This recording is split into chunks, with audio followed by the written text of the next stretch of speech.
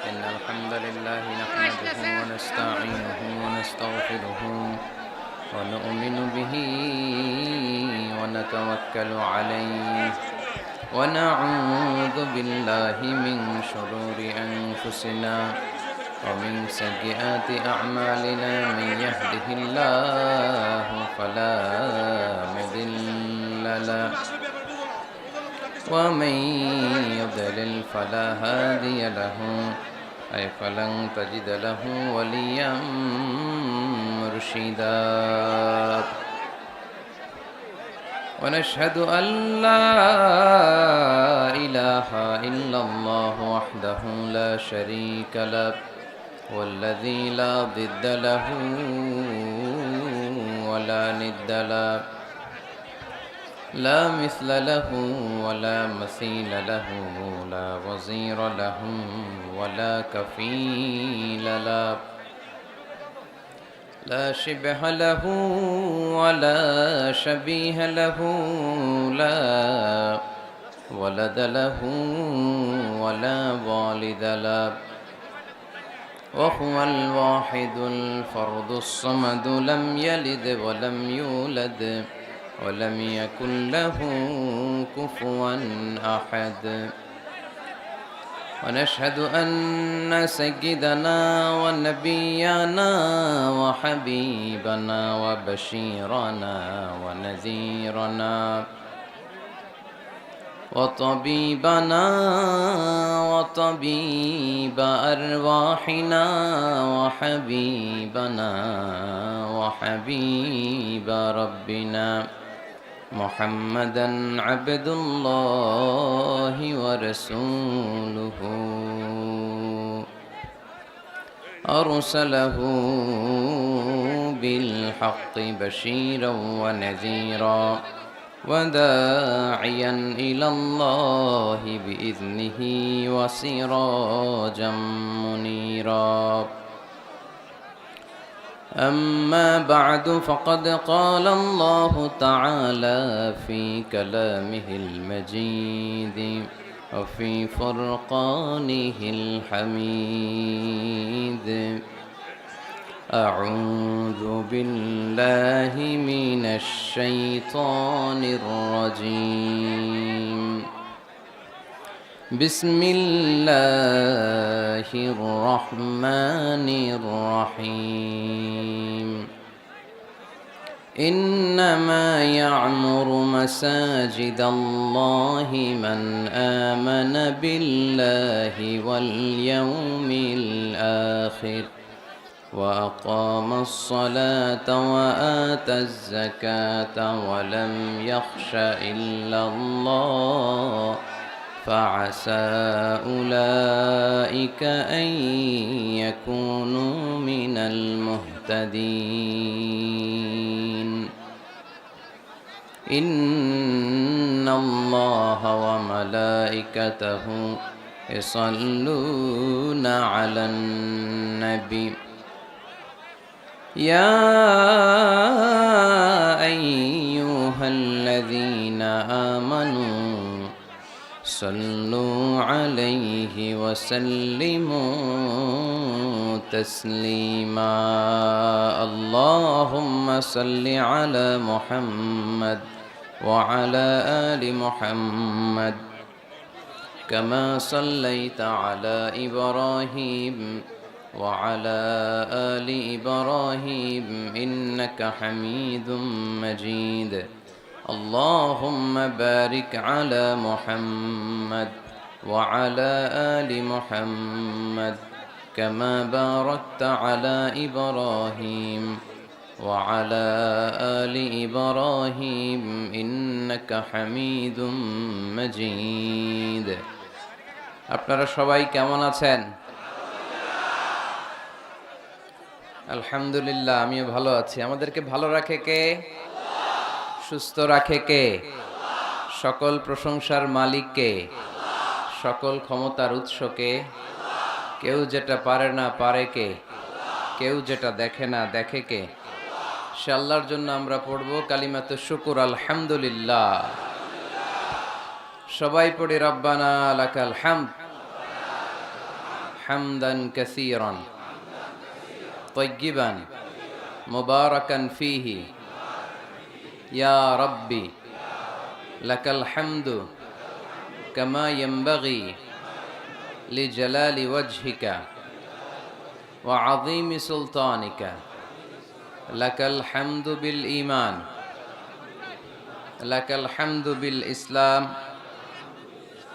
لك الحمد بالقرآن আমরা প্রশংসা করলাম কার? সব সময় প্রশংসা করব কার? খাওয়ার সময়, ঘুমানোর সময়, বিশৃঙ্খলা করার সময় করব না? একটু করেন না? করবেন? এই যে করতেছে এদিকে।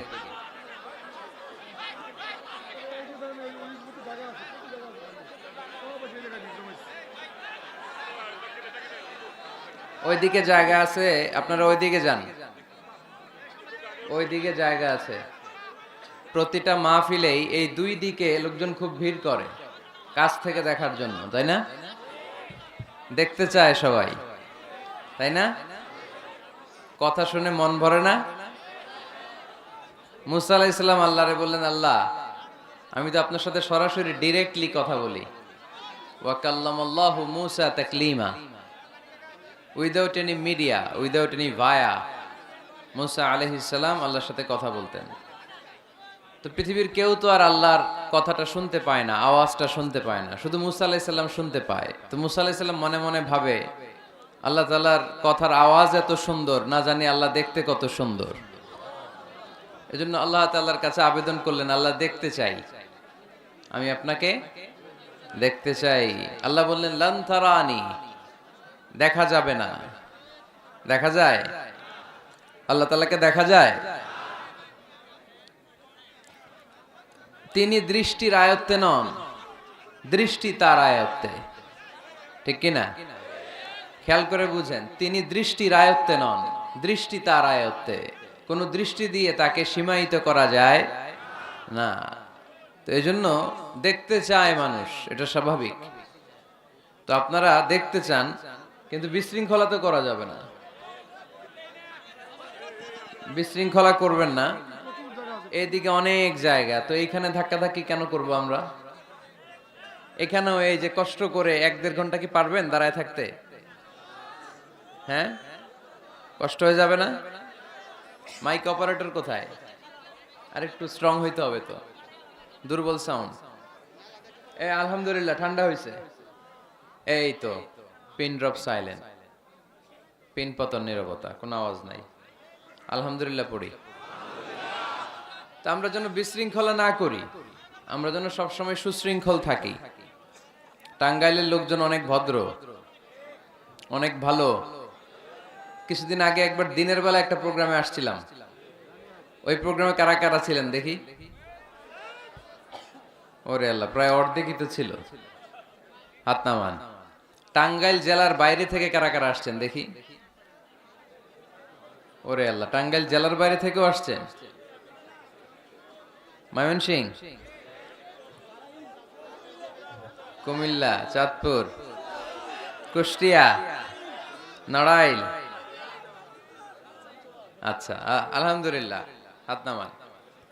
আল্লাহর মেহেরবানি যে অনেক জেলার ভাইরা এখানে একত্রিত হয়েছে একজনকে খুশি করার জন্য। আওয়াজ করে বলতে হবে, তিনি কে? আমরা এই দুনিয়াতে শুধু তাকেই খুশি করতে চাই, ঠিক কিনা? আল্লাহর খুশি ছাড়া আমরা আর কিছু চাই? আজকে এখানে এসেছি আল্লাহকে খুশি করতে, ঠিক কিনা? আমরা মাহফিলগুলো শুনবো ইখলাসের সাথে, যাতে করে এই যে এত কষ্ট করে শীতের রাত ধাক্কা ধাক্কি করে কোন রকম জায়গা পাইছি, কয়েক ঘন্টা সময় ব্যয় করতেছি, এই সময়টা যেন আমাদের কাজে লাগে, কিছু যেন শিখে যেতে পারি। আর আল্লাহ রাসূল সাল্লাল্লাহু আলাইহি ওয়াসাল্লাম বলেছেন, বাল্লিগু আন্নি ওয়ালাউ আয়া, আমার থেকে একটা আয়াত হলেও অন্যের কাছে পৌঁছে দাও। সেই হিসাবে আমরা সবাই বাণী বাহক, আমরা সবাই কি আল্লাহ রাসূলের বাণীকে বহন করে নিয়ে অন্যের কাছে প্রিচ করব। যে যতটুকু জানি ততটুকু পৌঁছে দিতে হয়। আমি বেশি শিখেছি, বেশি জানি, তো আমি বেশি দিব। আরেকজন কম শিখেছে, কম জানে, সে কম দিবে। একজন শুধু জানে লা ইলাহা ইল্লাল্লাহ মুহাম্মাদুর রাসূলুল্লাহ। সে শুধু ওই কথাটা পৌঁছে দিবে। দাওয়াতি কাজ থেকে বিচ্ছিন্ন থাকার সুযোগ কারো নাই। এজন্য আমরা যা শুনবো, যা শিখবো, আমল করার নিয়তে শুনবো এবং মানুষের কাছে পৌঁছে দেওয়ার নিয়তে শুনবো, ঠিক কি না? এজন্য শুরুতেই নিয়তটাকে খালিজ করে নেন। নিয়তে গন্ডগোল তো সব জায়গায় গন্ডগোল। ইন্নামাল আ'মালু বিন্নিয়াত। মানুষের যে কোনো কাজের সওয়াব বা প্রতিদান দেয়া হয় নিয়তের উপর বেস করে। নিয়ত ভালো তো সব ভালো, নিয়ত খারাপ তো সব খারাপ। যে যে নিয়তে আসি না কেন, এখন নতুন কইরা রিনিউ করব লেটস রিনিউ আওয়ার ইন্টেনশন। চলেন আমাদের নিয়তটাকে আবার নতুন করে নবায়ন করে নেই। আমরা আজকে কোরআন থেকে কিছু কথা শুনবো এবং নিজের জীবনকে পরিবর্তন করব। ইনশাআল্লাহ পড়বেন না? 4 দিন ব্যাপী বিশাল তাফসীরুল কোরআনের প্রোগ্রাম। স্থান হচ্ছে দুর্গাপুর ঈদগাহ ময়দান, মধুপুর, টাঙ্গাইল। এটা দুর্গাপুর না? হিন্দুরা ছিল নাকি আগে? ছিল।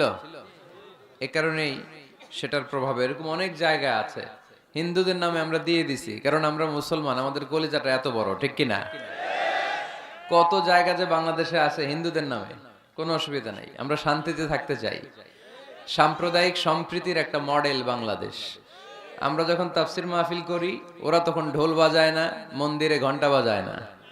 আবার ওদের যখন পূজা মণ্ডপে পূজা চলে, আমরা আবার তাফসির করে এদের ডিস্টার্ব করি না, ঠিক কিনা? গোটা বিশ্বে এক নজিরবিহীন দেশ বাংলাদেশ, সাম্প্রদায়িক সম্প্রীতির দেশ। ওদের যখন পূজা হয় আমরা মন্দির পাহারা দেই, ঠিক কিনা? ওদেরও ওদের ধর্মকর্ম পালনের অধিকার আছে। আল্লাহ রাসূল সাল্লাল্লাহু আলাইহি ওয়াসাল্লাম সব ধর্মের লোকদেরকে একসাথে থাকার সুযোগ করে দিয়েছেন। আল্লাহ রাসূল সাল্লাল্লাহু আলাইহি সাল্লাম মদিনাতে যে ছিলেন, ওখানে যে শুধু মুসলমানরাই ছিল এমনটা নয়। ওই সোসাইটিতে খ্রিস্টান ছিল। কি ছিল? ইহুদি ছিল, পৌত্তলিক ছিল। তাদের সবাইকে নিয়ে বিষ্ণু ইসা ইসলাম একটা চার্টার করেছেন। ইতিহাসে এটাকে বলে দ্য মদিনা চার্টার, মদিনা সনদ। শান্তিতে থাকার কিভাবে চুক্তি করতে হয়, চার্টার তৈরি করতে হয়, সনদ করতে হয়, গোটা বিশ্ববাসীকে চোখে আঙ্গুল দিয়ে শিখিয়ে গেছে মুহাম্মদ সাল্লাল্লাহু আলাইহি ওয়াসাল্লাম। শান্তির পয়গাম নিয়ে এসেছেন। সব সময় শান্তি প্রতিষ্ঠার চেষ্টা করতেন, হাঙ্গামা বাজাতেন না কোথাও। ইভেন যুদ্ধের ময়দানেও ক্ষয়ক্ষতি যাতে কম হয়, he used to try to minimize the destruction in war. যুদ্ধের ময়দানে ডিস্ট্রাকশন কিভাবে কমানো যায় চেষ্টা করতেন। আক্রমণ করবেন, কিন্তু আক্রমণ করার আগে সৈন্যবাহিনীকে বলতেন, খবরদার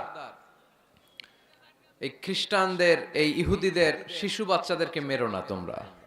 নাঙ্গা তলোয়ার পেয়ে নারীদেরকে কচুকাটা করো না, বৃদ্ধাদেরকে মেরো না, বৃদ্ধদেরকে মেরো না, ওই ধর্মের পাদ্রীদেরকে পেলে মেরো না।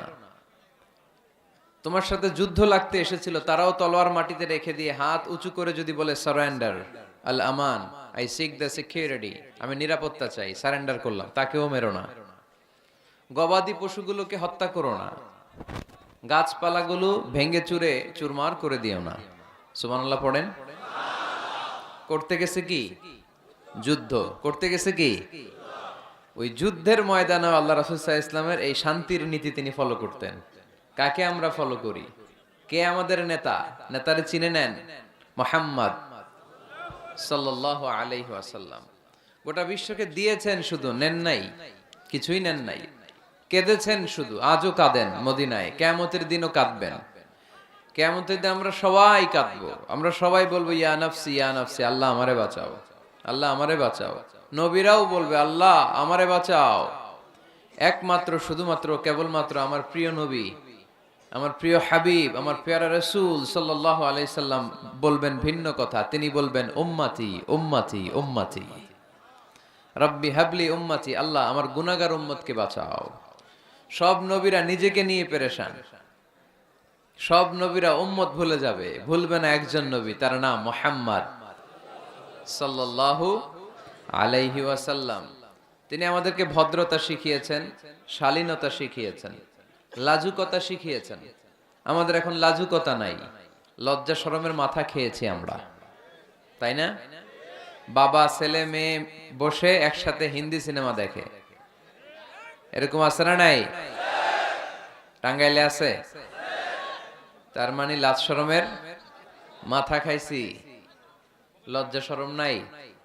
আল্লাহ রাসূল সাল্লাল্লাহু আলাইহি ওয়াসাল্লাম অনেক লজ্জাশীল ছিলেন।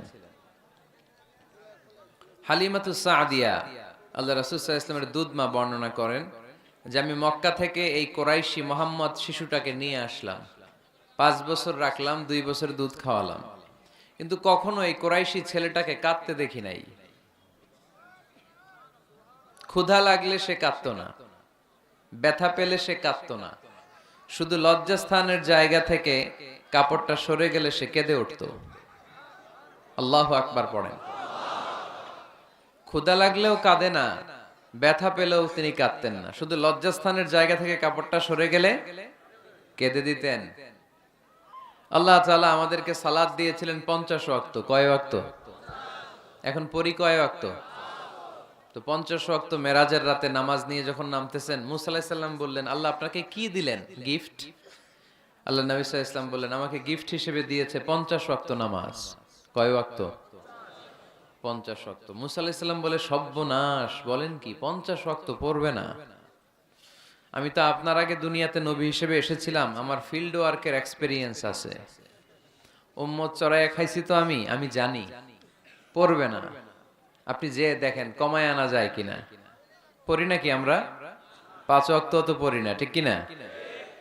তো গেলেন যে বললেন, আল্লাহ মুসা আলাইহিস সালাম তো বলে যে পড়বে না আমার উম্মত, কমায় দেন না। আল্লাহ 5 ওয়াক্ত কমায়া 45 ওয়াক্ত দিলেন। আবার নেমে আসলেন কত? 45। মুসা আলাইহিস সালাম বলে, আবার যান, আবার পড়বে না, পড়বে না, কমায় নেন, ভালো হবে। আবার গেলেন, আবার 5 কম। আবার আসলেন, সাইয়েদনা মুসা আলাইহিস সালাম বললেন, আবার যান, পড়বে না। আবার গেলেন, 9 বারে 5 নং 45 ওয়াক্ত কমায় দিয়া রাখলেন কয় ওয়াক্ত? 5 ওয়াক্ত নিয়ে আল্লাহর হাবিব ফিরে আসতেছেন। মুসা আলাইহিস সালাম বললেন, কি অবস্থা? কয় রাকাত? কয় ওয়াক্ত? আল্লাহর হাবিব বললেন, এবার দিছে 5 ওয়াক্ত। মুসা আলাইহিস সালাম বললেন, এটাও পড়বে না, ঠিক কিনা? এটাও পড়বে না, কমায় নিয়ে আসেন। এবার আল্লাহ রাসূল সাল্লাল্লাহু আলাইহি ওয়াসাল্লাম বলতে আরম্ভ করলেন, কি বলেন, 9 বার গেলাম, আর কত যাওয়া যায়? আর পারুম না, লজ্জা লাগে, আমার শরম লাগে। সহিহ বুখারীতে এই কথাটাই এসেছে, আস্তাহি মির রাব্বি, আমার এবার লজ্জা লাগে যেতে। শরম বলেও তো একটা কথা আছে। কয়বার যাওয়া যায় আল্লাহর কাছে? সুবহানাল্লাহ পড়ে। লাজুকতা কাকে বলে তিনি শিখিয়েছেন। ছোটবেলায়, শৈশব, কৈশোর, যৌবন, সব সময় তিনি লাজুক ছিলেন। আমাদের মধ্যে লাজুকতা নাই, ঠিক কিনা? ইযা লাম তাস্তাহি ফাসনা মা শিইতা, যখন তোমার লজ্জা থাকবে না, তোমার যা মন চায় তুমি তাই করতে পারবা। এজন্য আমরা যেন এই লাজুকতা, শালীনতার প্র্যাকটিস করি। আল্লাহ তুমি তৌফিক দান করো। আজকে মসজিদ নিয়ে কথা বলবো। কি নিয়ে? কি নিয়ে কথা বলবো? মসজিদ। আহাব্বুল বিলাদি ইলাল্লাহি মাসাজিদুহা, আল্লাহর কাছে পৃথিবীতে সবচেয়ে পছন্দের জায়গা কোনটা বলেন তো? মসজিদ। এবার বলেন তো, আল্লাহর কাছে সবচেয়ে অপছন্দের জায়গা কোনটা? বাজার। কিন্তু এমন বাজার যেখানে জুয়ার আড্ডা বসে, এমন বাজার যেখানে মদ বিক্রি হয়, এমন বাজার যেখানে নর্তকীদের নাচ গান চলে, এমন বাজার যেখানকার ব্যবসায়ীরা পণ্য বিক্রি করার জন্য খালি কসম কাটে। এরকম আছে না নাই? এই বাজারগুলো আল্লাহর কাছে অপছন্দনীয়। এমনি যে আপনারা সুপার শপে যান, টাঙ্গাইলের মুদি দোকানে যান, বাজারে যান, মাছ বাজারে, এটা আবার আল্লাহর কাছে অপছন্দনীয় না। এরকম বাজারে বিষ্ণু ঈসা ইসলামও যেতেন। কিন্তু যেই বাজারে মিথ্যা কসম কাটে বারবার, এরকম আছে না নাই? তাদেরকে লানত দেয়া হয়েছে, যারা শুধু কসম কাটে, মুনাফিকেরা। সকালবেলা কুরবানির হাটে যাবে গরু বিক্রি করতে, বউরে কয়, বউ একটা দাম কম। বউ বলে, কত কমু? বল যে 50,000। তো বউ কয়, বললাম 50,000। তো এরপর বাজারে যখন নিয়ে গেছে, এক লোক এসে বলতেছে, ভাই গরুটা 40,000 দিবেন? তখন সে বলে, আল্লাহর কসম, সকালবেলা একজন 50,000 দাম কইছে, দেই নাই। সকালে 50,000 কইছে, এরই তো দেই নাই, আপনার 40,000 কেমনে দেই? এরকম ডাকাইত আছে রাডাই। আল্লাহ রাসূল সাল্লাল্লাহু আলাইহি ওয়াসাল্লাম মদিনার খেজুরের বাগান, বাজার পরিদর্শনে গেলেন। যে খেজুরের স্তূপ দেখে আল্লাহ রাসূল সাল্লাল্লাহু আলাইহি ওয়াসাল্লাম খেজুরের স্তূপে হাত ঢুকায় দিলেন। ঢুকায় দেওয়ার পরে তিনি দেখলেন পানি, ভিতরে কি? আর উপরে শুকনা খেজুর। আল্লাহর হাবিব বললেন, ভিতরে পানি উপরে শুকনা কেন? কয় বৃষ্টি হইছে। আর বৃষ্টি হলে তো সব জায়গায় পানির সয়লাভ থাকবে। আল্লাহ রাসূল সাল্লাল্লাহু আলাইহি ওয়াসাল্লাম রেগে গেলেন আর বললেন, মান গাশশানা ফালাইসা মিন্না, যে আমাদেরকে ধোঁকা দেয় সে আমার উম্মত হতে পারে। The person who deceives us he is not among আস, যে লোক আমাদের ধোঁকা দেয় সে আমাদের অন্তর্ভুক্ত। মুসলমানরা কি ধোঁকা দিতে পারে? খাদ্যে ভেজাল দিতে পারে? ওজনে কম দিতে পারে? মাছে ফরমালিন দিতে পারে? টেন্ডারবাজি করতে পারে? চাঁদাবাজি করতে পারে? ক্যাসিনোর ব্যবসা করতে পারে? পারে পারে। সেজন্য আমরা যেন ধোঁকাবাজি না করি। ধোঁকাবাজে ভরে গেছে বাংলাদেশ। এই ধোঁকাবাজি থেকে আমাদেরকে বেঁচে থাকতে হবে যদি প্রিয় নবীর উম্মত হতে চাই, ঠিক কিনা? তাহলে আল্লাহ তাআলার কাছে সবচেয়ে প্রিয় জায়গার নাম সবাই বলেন। আর সবচেয়ে অপছন্দনীয় জায়গার নাম বাজার। হাদিসটা সহিহ বুখারীতে এসেছে। এমন বাজার যেখানে মদের আড্ডাখানা, যেখানে ক্যাসিনোর ব্যবসা, হারাম ব্যবসা, ওইটা আল্লাহর কাছে অপছন্দনীয়। আল্লাহর হাবিব সাল্লাল্লাহু আলাইহি ওয়াসাল্লামের একটা অভ্যেস ছিল, তিনি কোনো এলাকায় গেলেই প্রথমে একটা মসজিদ বানায় ফেলতেন। সুবহানাল্লাহ পড়েন। তার মানে মসজিদ কেন্দ্রিক তিনি সব করতেন, মস্ক সেন্টার্ড। আগে মসজিদ, তারপরে সব। যেমন তিনি মক্কা থেকে যখন মদিনায় হিজরতে আসবেন, মদিনায় ঢোকার আগে কোবা নামক একটা এলাকায় তিনি কয়েক সপ্তাহ ছিলেন। ওখানে এই 2 সপ্তাহের ব্যবধানে একটা মসজিদ বানায় ফেলছেন, মসজিদে কোবা। মসজিদের নাম কি?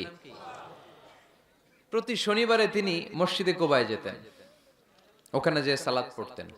এবং আল্লাহর হাবিব বলেছেন, কেউ যদি, আপনারা যখন মদিনা শরীফে যাবেন, শনিবারে যদি কেউ সকালবেলা আপনারা যে কোবা মসজিদে যে অজু করে, ঘর থেকে অজু করে যে 2 রাকাত সালাত পড়েন, তাহলে উমরা করলে, একটা মাকবুল উমরা করলে যেই সওয়াব, ওই সওয়াব আল্লাহ আমলনামায় দিয়ে দিবেন।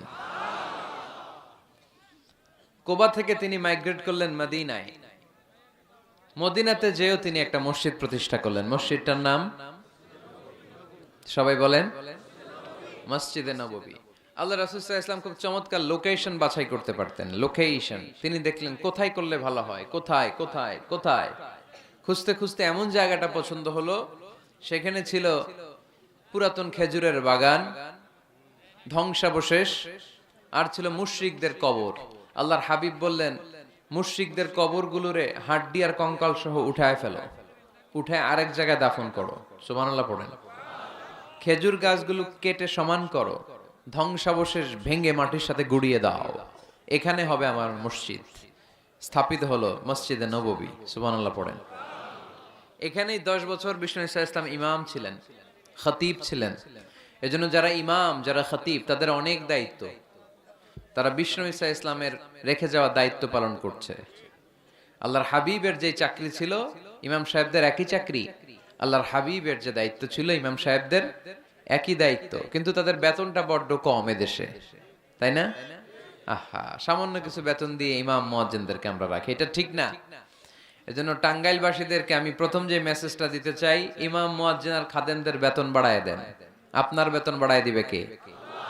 সভাপতি সাহেব, সেক্রেটারি সাহেব, ক্যাশিয়ার সাহেব, বেতন বাড়ান, ওনাদের বেতন বাড়ায় দেন। আপনাদের জীবনে বরকত দিবে কে? ইমাম মানি নেতা। ইমাম মানি কি? নেতার সাথে যদি আমরা খারাপ আচরণ করি, এটা আমাদের জাতির জন্য কখনোই কোনোভাবে কল্যাণকর হতে পারে না। আল্লাহর হাবিব সাল্লাল্লাহু আলাইহি ওয়াসাল্লাম নিজ হাতে মসজিদ তৈরি করলেন। আমাদের মতো টাইলস আর এয়ার কন্ডিশনের মসজিদ, মসজিদে নববী না, এরকম ছিল না। বালুর ফ্লোর। কিসের ফ্লোর? ছাদ ছিল খেজুর পাতার ছাউনি। বৃষ্টি হলে ওই বালুর মধ্যে কাদামাটি হয়ে যেত, আর ওই কাদামাটিতেই দাঁড়িয়ে নামাজ পড়তেন মুহাম্মদ সাল্লাল্লাহু আলাইহি ওয়াসাল্লাম। সাহাবারা বলতেন, আল্লাহর হাবিব যখন নামাজ পড়ে আমাদের দিকে তাকাতেন, রাআইতু আসারা তিনি ফি জাবহাতিহি, আমরা রাসূলের নাকে এবং কপালে দেখতাম কাদার মাটি মিশে আছে। আল্লাহর হাবিব যখন মুসল্লিদের দিকে তাকাতেন, দেখতেন প্রতিটা মুসল্লি সাহাবীর নাকে আর কপালে কাদার মাটি মিশে আছে। তার মানে আমার নবীর বানানো মসজিদ ছিল কাঁচা, কিন্তু মুসল্লি ছিল পাকা। আমাদের মসজিদগুলো পাকা, কিন্তু মুসল্লিরা কাঁচা। পাকা মুসল্লি হইতে হবে। মসজিদকে আবাদ করতে হবে। কি করতে হবে? আওয়াজ করে বলেন, কি করতে হবে?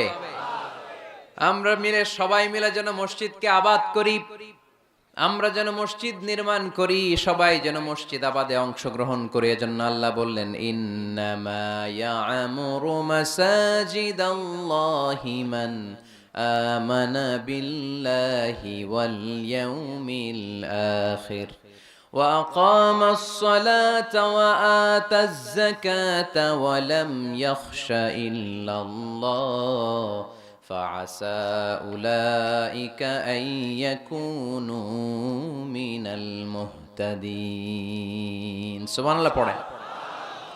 নিশ্চয়ই মসজিদ আবাদ করে তারা যারা আল্লাহ বিশ্বাস করে, আখিরাতে বিশ্বাস করে, সালাত কায়েম করে, যাকাত আদায় করে, আল্লাহ ছাড়া কাউরে ভয় পায় না। এই পাঁচটা কাজ যারা দুনিয়ার বুকে করে তারাই হলো আল্লাহর জমিনে মসজিদের আবাদকারী। ঠিক কি না? ফাআসা উলাইকা ইয়াকুনু মিনাল মুহতাদিন, আশা করা যায় এরাই হলো হেদায়েত প্রাপ্তদের অন্তর্ভুক্ত। সুবহানাল্লাহ পড়ে। এদের কাছে আল্লাহর হেদায়েত আছে। পাঁচটা গুণ আর কোয়ালিটিস থাকবে যারা মসজিদের আবাদ করবে। এক নম্বর গুণ, মসজিদের আবাদকারী যারা হবে তারা বিশ্বাস করবে একজনকে, তিনি কে। আবার তাদের দুই নাম্বার গুণ, তারা আখিরাতে বিশ্বাস করবে। মসজিদ যারা আবাদ করবে তাদের তিন নাম্বার গুণ, তারা মসজিদে যে জামাতে সালাত আদায় করবে। ঠিক কিনা?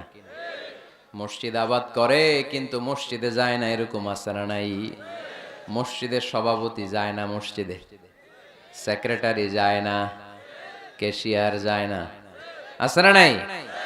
তো এটা কি আবাদ করলেন আপনি? আপনি সভাপতি, আপনার তো আরো আগে যাওয়া দরকার। যাবেন মসজিদে। আপনি সেক্রেটারি, আপনি যাবেন মসজিদে, যাবেন যে নামাজ পড়বেন। আপনি ক্যাশিয়ার, কোষাধ্যক্ষ, যান না কেন আপনি মসজিদে? আপনি যদি মসজিদ আবাদকারী হতে চান, রব্বে কারিমের খাতায় মসজিদ আবাদকারীদের সাথে নিজের নামটা টুকে নিতে চান, তাহলে মসজিদে যান। ঠিক কি না? এজন্য আল্লাহ বললেন, মসজিদ আবাদকারী তারা যারা আল্লাহর উপর ঈমান আনে, আখিরাতের প্রতি ঈমান আনে, তারা মসজিদে যায়। মসজিদে যে সালাত কায়েম করে। কি করে? সালাতে কায়েম করো, হো সালাতে কায়েম করো, হবে সম্মানী তুমি, হবে জান্নাতি তুমি, হবে সম্মানী তুমি, হবে জান্নাতি তুমি। দিবে কাল হাসরে শীতল ছায়া আরশে আজিম, রব্বিয়াল আলা রব্বিয়াল আযীম, রব্বিয়াল আলা রব্বিয়াল আযীম। সুবহানাল্লাহ পড়েন। আউয়ালু মা ইউহাসাবু বিহিল আবদু ইয়াউমাল কিয়ামাতি আস-সালাহ। কিয়ামতের দিন সর্বপ্রথম যে জিনিসটার হিসাব আল্লাহ নেবেন সেটা কি? সালাত। কুরবানির গোশতের সাথে যেটা খায়, তাই না? সালাত মানে নামাজ। এই নামাজের হিসাবটা সর্বপ্রথম আমাদের কাছ থেকে চাইবে কে? আপনার আমলনামার এই হিসাব যদি আপনার জন্য কিয়ামতের দিন সহজ হয়ে যায়, পুরো আমলনামাটারে সহজ করে দিবে কে? আর এই সালাতের হিসাবে যদি গন্ডগোল লাগে, সব গন্ডগোল লাগায় দিবে কে? এজন্য আল্লাহ বললেন, মসজিদের আবাদকারী তারা যারা আমার উপরে বিশ্বাস রাখে, আখিরাতে বিশ্বাস রাখে, সালাত কায়েম করে, যাকাত আদায় করে, আল্লাহ ছাড়া কাউকে তারা ভয় পায় না। ওয়ালাম ইয়াখশা ইল্লাল্লাহ, আল্লাহ ছাড়া কাউকে তারা ভয় পায় না। তাদের হৃদয়ে ভয় থাকে একজনের, তিনি কে? ফাআসা উলাইকা ইয়াকুনু মিনাল মুহতাদিন, আশা করা যায় তারাই হেদায়েত প্রাপ্তদের অন্তর্ভুক্ত। ঠিক কি না? কথাটা কার? এখন আমরা মসজিদের আবাদকারী হতে চাই কি চাই না? এই 4-5 জন চান? সবাই মসজিদের আবাদকারী হতে চাই কি চাই না? তাহলে এই 5টা কাজ করতে হবে।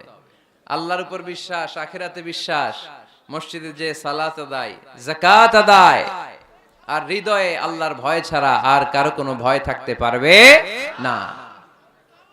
সাউন্ড নাই ওইখানে? মাইকম্যান কই? কি নাম তোমার মাইকের? দেখি। সুরেলা। নাই কোনো সুর তোমার মাইকে, নাম দিছো সুরেলা।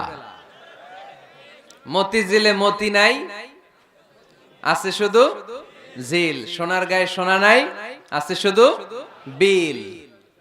তোমার মাইকে সুর নাই, নাম দিছো সুরেলা। সুর দাও, এদিকে একটু সুর দিয়ে দাও, একটু সাউন্ড দিয়ে দাও, একটু স্ট্রং করে দাও।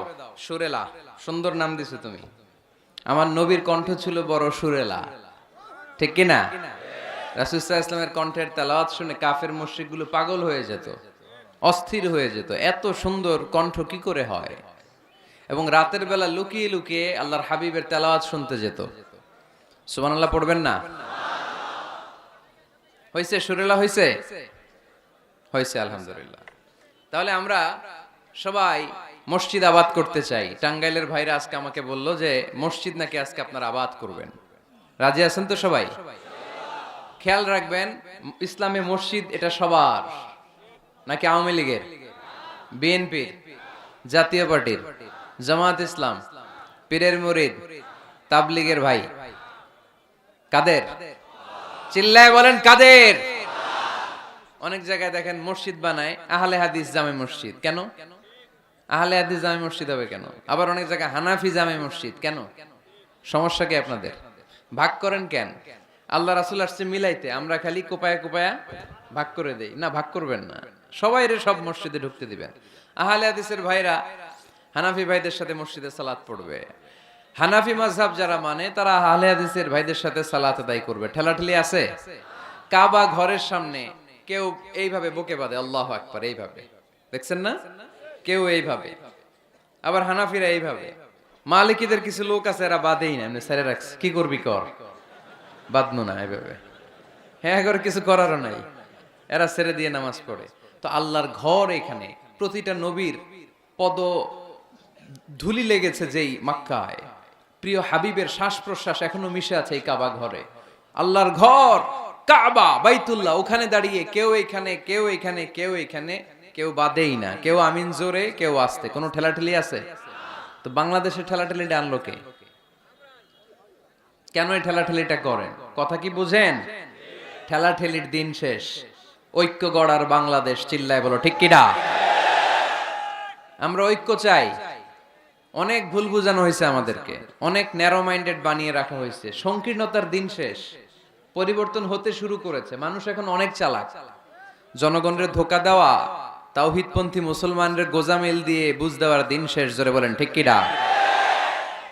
যেটা বলবেন কোরআন সুন্নাহর আলোকে বলবেন। ইসলাম এসেছে মিলানোর জন্য, তা আপনি পিস পিস করেন কেন? আল্লাহ আপনার পিস পিস করে ফেলবে। সবাই ভাই ভাই, মসজিদ সবার। ৬০ জন খ্রিস্টান পাদ্রী নাজরান থেকে এসেছে আল্লাহর হাবিবের সাথে দেখা করতে।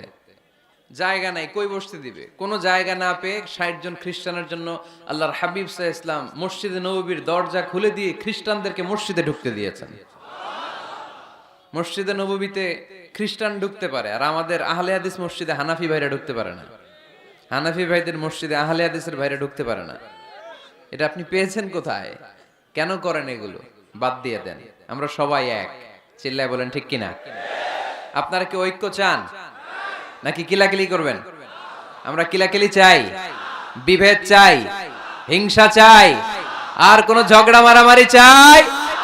আমরা চাই ঐক্য। চিল্লায় বলেন কি চাই? আল্লাহ তুমি ঐক্য প্রতিষ্ঠার তৌফিক আমাদেরকে দান করো। আরো জোরে বলি আমিন। এজন্য আল্লাহ বললেন ইন্নামা ইয়ামুরু মাসাজিদাল্লাহ, যারা আল্লাহয় বিশ্বাসী, নামাজ পড়ে, যাকাত দেয়, আল্লাহরে ভয় করে, তারাই মসজিদের আবাদ করে। উমরানুল মাসাজিদ, কেমন করে মসজিদের আবাদ করবেন? ১ নাম্বার, মসজিদ নির্মাণের মাধ্যমে মসজিদের আবাদ হয়, ঠিক কিনা? আল্লাহর হাবিব বললেন মান বানা লিল্লাহি বাইতান মিন মালিহি বানাল্লাহু লাহু বাইতান ফিল জান্নাহ। নিজের অর্থ ব্যয় করে যে দুনিয়ার বুকে মসজিদ বানায়া দেয়, আল্লাহ তার জন্য জান্নাতে ঘর বানায়া দেয়। ইন্না মিম্মা ইয়ালহাকু আল মুমিনু মিন হাসানাতিহি বা'দা মাউতিহি, মৃত্যুর পরে কোন মানুষ যে সওয়াবগুলো অটোমেটিক সব সময় ধারাবাহিকভাবে পেতে থাকে, তার মধ্যে একটা হচ্ছে দুনিয়াতে সে যদি কোনো মসজিদ বানিয়ে যায়, তার পার্সেন্টেজ সওয়াব যতদিন এই পৃথিবী থাকবে ততদিন আপনার আমল নামায় ওই সওয়াবের পার্সেন্টেজ পাঠিয়ে দিবে কে? তার মানে মসজিদ আবাদের ১ নাম্বার পদ্ধতি মসজিদ বানানো। মসজিদ আবাদের ২ নাম্বার পদ্ধতি বারবার মসজিদে যাওয়া, মসজিদে যে জামাতে সালাত আদায় করা। মসজিদের সাথে সম্পর্কের দরকার আছে না নাই? মসজিদে যে জামাতে সালাত আদায় করা, সালাতুল জামাআ তাফদুলু সালাতাল ফাযি বি27 দারাজা। একা নামাজ পড়লে যেই সওয়াব, মসজিদে যে জামাতে পড়লে 27 গুণ সওয়াব হয়ে যায়। এজন্য জামাতে সালাত পড়বেন তো। তার মানে 1 নম্বরে পেলাম মসজিদ বানানো, 2 নম্বরে পেলাম মসজিদে যে জামাতে নামাজ পড়া, 3 নম্বরে মসজিদের সাথে হৃদয়টারে ঝুলিয়ে রাখা। মসজিদের সাথে হৃদয়টা ঝুলে থাকবে। 7 শ্রেণীর ব্যক্তিকে আল্লাহ তাআলা কিয়ামতের দিন আরশের নিচে ছায়া দিবে। এর মধ্যে 1 শ্রেণীর ব্যক্তি ওই ব্যক্তি যে ব্যক্তির হৃদয়টা সবসময় মসজিদের সাথে ঝুলে থাকে, লেগে থাকে। জোহরের নামাজ পড়ে খালি টেনশন, কিরে আসরের সময় কখন হবে। আসর পরে চিন্তা করে মাগরিবে আমি কই থাকবো, তখন মসজিদ থাকবে কই, নামাজটা হবে কিনা। মাগরিব পড়ার পরে একটাই চিন্তা, ঘুমের আগে এশাটা যেন ঠিক মতো হয়। ঠিক কিনা? এরকম মুসল্লি আছে না নাই? আল্লাহর হাবিব বললেন, যারা সব সময় হৃদয়টারে মসজিদের সাথে এইভাবে লাগিয়ে রাখে, আরশের নিচে তাদেরকে সেদিন ছায়া দিবে কে? আল্লাহর আরশের ছায়া ছাড়া ওই দিন আর কোনো ছায়া থাকবে নাকি? আকাশের সূর্য মাথার কাছে নেমে আসবে, জমিনটারে তামার জমিন বানিয়ে দেওয়া হবে, জিহ্বাটা তৃষ্ণার চোটে বের হয়ে নাভি পর্যন্ত কুকুরের মতো ঝুলতে থাকবে, মানুষগুলো চিৎকার মারবে, কোনো ছায়া নাই আরশের ছায়া ছাড়া। ওই আরশের ছায়ার নিচে ওই ব্যক্তিকে আল্লাহ ছায়া দিবেন যার হৃদয়টা মসজিদের সাথে লেগে থাকে, সবসময় মসজিদের সাথে মনটা পড়ে থাকে। এরকম আছে না নাই? মসজিদে বারবার যেতে চায়। মসজিদে যাওয়ার জন্য যতগুলো কদম ফেলবেন, প্রতিটা কদমে আপনার মর্যাদা এক স্ট্যাটাস, একতলা বাড়ায় দেয় কে? গুনাহগুলো মাফ করে দেয় কে? আবার মসজিদে যদি কোনো দিনই হালাকায় বসেন, আল্লাহর রহমত চারদিক থেকে আপনারে বেষ্টন করে ফেলে, আল্লাহর ফেরেশতারা আপনাদের জন্য দোয়া করতে থাকে। তাহলে মসজিদ আবাদের 1 নাম্বার নমুনা হলো মসজিদ বানানো। মসজিদকে আবাদ করার 2 নাম্বার নমুনা হলো মসজিদে জামাতের সাথে সালাত আদায় করা। মসজিদ আবাদের 3 নাম্বার নমুনা হলো হৃদয়টা মসজিদের সাথে ঝুলিয়ে রাখা। মসজিদ আবাদের 4 নাম্বার নমুনা হলো নিজ হাতে মসজিদকে পরিষ্কার পরিচ্ছন্ন রাখা। মসজিদ ঝাড়ু দিছেন কে কে? দেখি হাত তোলেন। প্রত্যেকদিন দেন? আলহামদুলিল্লাহ, আলহামদুলিল্লাহ। এটা সাইয়েদনা ইব্রাহিম আলাইহিস সালাম আর ইসমাঈল আলাইহিস সালামের ডিউটি ছিল। ডিউটিটা দিছিল কে? চিল্লায় বলেন কে? আল্লাহ বললেন, তাহহিরা বাইতিয়া লিত-তাইফিনা ওয়াল আকিফিনা ওয়ার রুকআইস সুজুদ।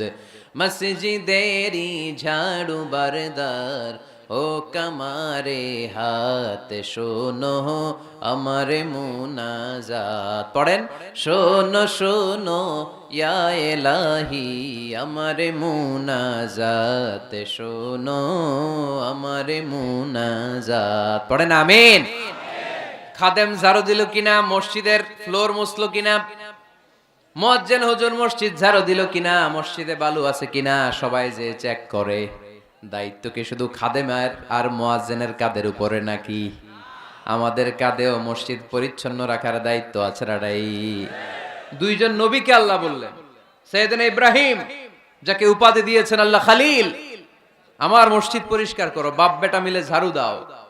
সাইয়েদনা ইসমাইল ইব্রাহিম মসজিদ ঝাড়ু দিতে পারলে আপনি কোন লাট সাহেব হইছেন? কি হয়ে গিয়েছেন আপনি? মনে জ্বালা, যন্ত্রণা, ঘরে মারামারি, শান্তি নাই, মসজিদে চলে যান, মসজিদ মুছে দেন, একটু ঝাড়ু দিয়ে দেন, আপনার ঘরের সব অশান্তিরে শান্তি বানায় দিবে কে? মনের জ্বালা যন্ত্রণা দূর করে দিবে কে? এই জন্য হৃদয়ে যদি কষ্ট থাকে, জ্বালা যন্ত্রণা থাকে, অসুখ থাকে, অশান্তি থাকে, মসজিদে যান, মসজিদটা ঝাড়ু দেন, এতিমের মাথায় হাত বুলায় দেন, হৃদয়টারে প্রশান্ত করে দিবে কে? তাহলে এই কাজগুলো করার মাধ্যমে আমরা মসজিদ আবাদ করব। রাজি আছেন? আপনাদের টাঙ্গাইল জেলায় সবচেয়ে বড় মসজিদ কোনটা?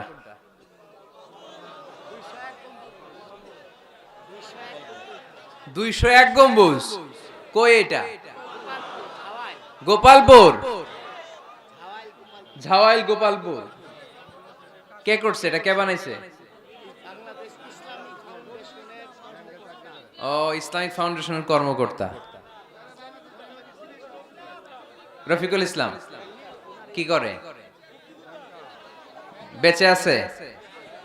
আজকের এই মাহফিলের পক্ষ থেকে ওনাকে জানাই সশ্রদ্ধ সালাম। যাবো ইনশাআল্লাহ।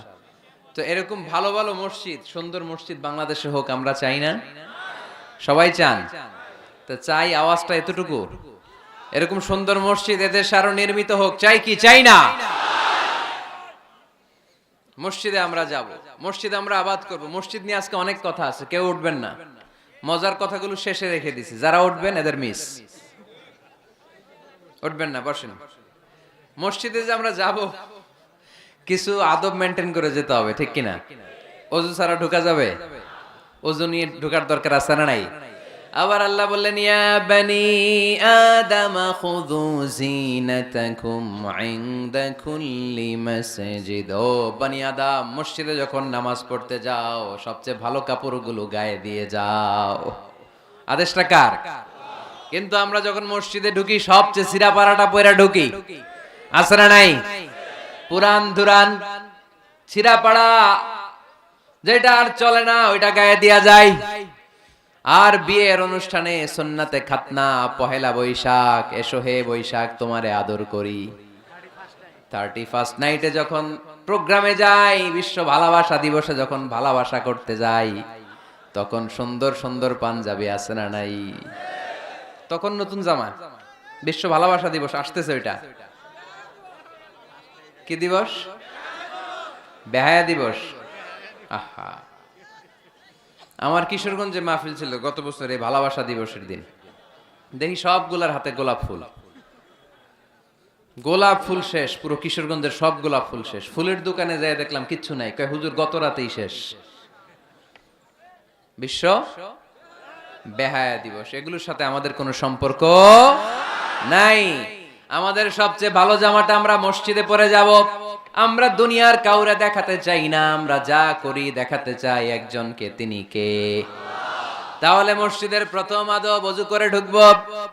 2 নাম্বার আদব, সব চাইতে ভালো জামাটা গায়ে দিয়ে মসজিদে ঢুকবো। 3 নাম্বার, ঢোকার সময় বাম পা দিয়ে ঢুকবো। কোন পা? আর বের হওয়ার সময় বিশ্বনবী বললেন, মসজিদে যখন ঢুকবে এই দোয়াটা পড়ো, আউযু বিল্লাহিল আযীম ওয়া বিওয়াজহিল কারীম ওয়া সুলতানিহিল কদীম মিনাশ শাইতানির রাজীম। এই 4টা শব্দ দিয়ে এই দোয়াটা যে পড়বে, এই দোয়াটা পড়ার সাথে সাথে শয়তান চিৎকার মারে আর ঘোষণা দেয়, আজকের দিনের জন্য আমার ওয়াসওয়াসা থেকে তুই মুক্ত হয়ে গেলি। আফসোস করে শয়তান বলে, তোরে তো আর কিছু করা গেল না, তোর উপরে আর কোনো খবরদারি নাই, আজকে সারা দিনের জন্য তোর রবের কাছ থেকে তুই প্রোটেকশন পেয়ে গেলি। আজকে শেষ, কালকে ধরবো তরে, কালকে ধরবো, আজকে শেষ। এই জন্য এই দোয়াটা পড়বেন, আউযু বিল্লাহিল আযীম ওয়া বিওয়াজহিল কারীম ওয়া সুলতানিহিল কদীম মিনাশ শাইতানির রাজীম। এই রেকর্ড হইতেছে, ইউটিউবে শুনে নিন, এটা পড়বেন। এরপরে নবীর একটা সালাম দিবেন, আসসালামু আলাইকা আইয়ুহান নবী ওয়া রাহমাতুল্লাহি ওয়া বারাকাতুহু। তারপরে ডান পা দিয়ে ঢুকবো আমরা। মসজিদে ঢোকার সময় কোন পা? সবাই বলেন আরো জোরে, মনে থাকবে, ভুল হবে না তো? আর ডান পা দিয়ে পড়বো, আল্লাহুম্মা ইফতাহলি আবওয়াবা রাহমাতিক, ও আল্লাহ তোমার রহমতের দরজা আমার জন্য খুলে দাও। পড়েন আমিন। আর যখন বের হব তখন বাম পা দিয়ে বেরোবো। কোন পা? সবাই বলেন, মনে থাকবে? ছেলে মেয়েদেরকে শিখানো যাবে? বাচ্চারা কি শিখাবেন? ঢোকার সময়, বের হওয়ার সময়, ঢোকার সময়, বের হওয়ার সময়। আর বের হওয়ার সময় পড়ব, আল্লাহুম্মা ইন্নী আসআলুকা মিন ফাদলিক, আল্লাহ আমি আপনার কাছে ফদল চাই। ঢোকার সময় রহমত চাই, বের হওয়ার সময় ফদল। ফদল মানে রিজিক। রিজিক কি মসজিদে থাকে না মসজিদের বাইরে? এজন্য আল্লাহ বলেন, ফাইদা কুদিয়াতিস সালাতু ফান্তাশিরু ফিল আরদি ওয়াবতাগু মিন ফাদলিল্লাহ ওয়াযকুরুল্লাহা কাসীরান লাআল্লাকুম তুফলিহুন। যখন সালাত শেষ হয়ে যায়, জমিনের মধ্যে ছড়িয়ে পড়ো, জমিনে কাজ কর্ম শুরু করে দাও, কর্মচাঞ্চল্যতা দিয়ে জমিনটাকে ভরে তোলো। আর আল্লাহর কাছে ফদল চাও, রিজিক চাও। রিজিকের মালিক কে? তাহলে মসজিদে কি পাওয়া যায়? রহমত। ওই একজন কয় রিজিক, রহমত। মসজিদে কি পাওয়া যায়? সবাই বলেন, এটার ক্লাস মনে করবেন, তাহলে খেয়াল থাকবে। মসজিদের ভিতরে কি পাওয়া যায় আর বাইরে পাওয়া যায় রিজিক। চিল্লায় বলেন বাইরে কি পাওয়া যায়। এজন্য ঢোকার সময় রহমত চাবো, বের হওয়ার সময় রিজিক চাবো। ঢোকার সময় ডান পা, বের হওয়ার সময় মনে থাকবে। আর মসজিদে ঢুকেই 2 রাকাত, ঢুকেই 2 রাকাত। দুখুলুল মসজিদ, তাহিয়াতুল মসজিদ, তাহিয়াতুল উযু, যেই নাম দেন। ওযু করলেই, মসজিদে ঢুকলেই মনে থাকবে, ভুলে যাবেন তো আপনারা, খেয়াল থাকবে। মসজিদে ঢুকলেই 2 রাকাত পড়তেন বিশ্বনবী মুহাম্মদ সাল্লাল্লাহু। বিশ্বনবী জুমার খুতবা দিচ্ছেন, হঠাৎ এক সাহাবী খুতবা চলাকালীন সময়ে মসজিদে ঢুকেই বসে পড়লেন। বিশ্বনবী বললেন দাঁড়াও। নিজের খুতবা বন্ধ করে দিয়ে সাহাবীরে বললেন দাঁড়াও, 2 রাকাত পড়েছো নাকি? সাহাবী বলে পড়ি নাই। বিশ্বনবী বললেন তাড়াতাড়ি করে চটজলদি করে 2 রাকাত পড়ে নাও। খুতবা, জুমার খুতবা চলতেছে, খুতবা থামিয়ে দিয়ে খুতবার নিরবিচ্ছিন্নতাকে ভঙ্গ করে আল্লাহর হাবিব সাল্লাল্লাহু আলাইহি ওয়াসাল্লাম 2 রাকাত পড়তে বললেন। এটা খুবই জরুরি, পড়বেন, খুতবা চলাকালীনও পড়বেন। যদিও আমাদের দেশের অনেক জায়গায় এটার সুযোগ দেয় না, বলে যে লাল বাতি জ্বলন্ত অবস্থায় নামাজ পড়া নিষেধ। নিজেরা বানাইছে এই নিষেধ, তো পড়তে না দিলে বারান্দায় পড়েন, যেহেতু খুতবা শোনারও গুরুত্ব আছে। হানাফি মাযহাবে খুতবাটারে ওয়াজিব বলে, খুব গুরুত্ব দেয়, এজন্য বলে যে এটা বেশি গুরুত্বপূর্ণ ওই নামাজের চেয়ে। এটা হচ্ছে ওনাদের দলিল, কিন্তু ওই দলিলটা বেশি শক্তিশালী যে মসজিদে ঢুকেই 2 রাকাত পড়তে হয়, ঠিক কিনা? এজন্য মসজিদে ঢুকেই আমরা 2 রাকাত পড়ব। তাহলে প্রথমে ওযু করে নিলাম, সুন্দর জামা পরলাম, ডান পা দিয়ে মসজিদে ঢুকলাম, ঢুকেই 2 রাকাত পড়লাম। এই সবগুলো আদেশ বিশ্বনবী আমাদের জন্য দিয়েছে, ঠিক কিনা? আবার বিশ্বনবী নিষেধ করেছে কবরের উপর যেন কখনো কেউ মসজিদ না বানায়। লাআনা রাসূলুল্লাহি সাল্লাল্লাহু লাআনাতুল্লাহি আলাল ইয়াহুদ ওয়ান নাসারা ইত্তাখাযু কুবুর আমবিয়াইহিম মাসাজিদা। আল্লাহ তাআলা ইহুদি নাসারাদের উপর লানত দিয়েছে। কি দিয়েছে? লানত। কারণ তারা তাদের নবীদের কবরের উপরে মসজিদ বানায়, ওইখানে নামাজ পড়ে। কবরস্থানে নামাজ পড়া যায়? কবরের উপরে নামাজ পড়া যায়? বাংলাদেশে আছে না নাই? ছোট্ট এতটুক মসজিদ, 2 কাতারের এত বড় কবরস্থান। ইয়া লাল শালু, নীল শালু, আগরবাতি আর গোলাপ জলের গন্ধে ঢোকা যায় না, আছে না নাই? ওখানে যে আগরবাতি জ্বালায় দেয়, গোলাপ জল ঢেলে দেয়, আছে না নাই? কবরস্থানে বা মাজারে কেন মোমবাতি দেয় মানুষ আমি জানি না। যিনি কবরে শুয়ে আছেন ওনার কাছে কি আলো যায়, মোমবাতির আলো? তো ওনারে দিছেন কেন? এটা তো যে সমস্ত ঘরে এখনো ইলেকট্রিসিটি পৌঁছে নাই, বাচ্চারা পড়াশোনা করতে পারে না, এদের ঘরেই না আপনি মোমবাতি দিবেন? তাহলে আপনার বাবার কবরটারে আলো দিয়ে ভরে দিবে কে? মাজারে যে অনেকে টাকা দেয়, মানত করে, মাজারে টাকা দেয়া যায় না, মানত করা যায় না, মানত করতে হয় একজনের নামে। চিল্লায় বলেন তিনি কে? খবরদার, এগুলো থেকে সাবধানে থাকতে হবে। মাজার জিয়ারত করা সুন্নাহ, কবর দেখলেই সালাম দেয়া সুন্নাহ, জিয়ারত করা সুন্নাহ। এর জন্য দোয়া চাইবেন, নিজের জন্য আল্লাহর কাছে দোয়া চাইবেন, এর জন্য দোয়া করবেন, নিজের জন্য দোয়া করবেন। কিন্তু মাজারে পড়ে থাকা লোকটার কাছে কিছু চাওয়া যায়? আল মাইয়িতু ফিল কবর কাল গরীকি ফিল বাহর। সাঁতার না জানা ব্যক্তি সাগরে পড়লে যেরকম অসহায়, কবরে শুয়ে থাকা ব্যক্তিটা তার চেয়েও বেশি অসহায়। সে আপনার জন্য কি করবে? আপনি তার জন্য দোয়া করলে সে কিছু পাবে। সে আপনার কিছু করায় দিতে পারবে? করতে পারে একজন, তিনি কে? চিল্লায় বলতে হবে তিনি কে? কেউ ফিরে না খালি হাতে, আল্লাহ রে তোর দরবারেতে, ঠিক কিনা?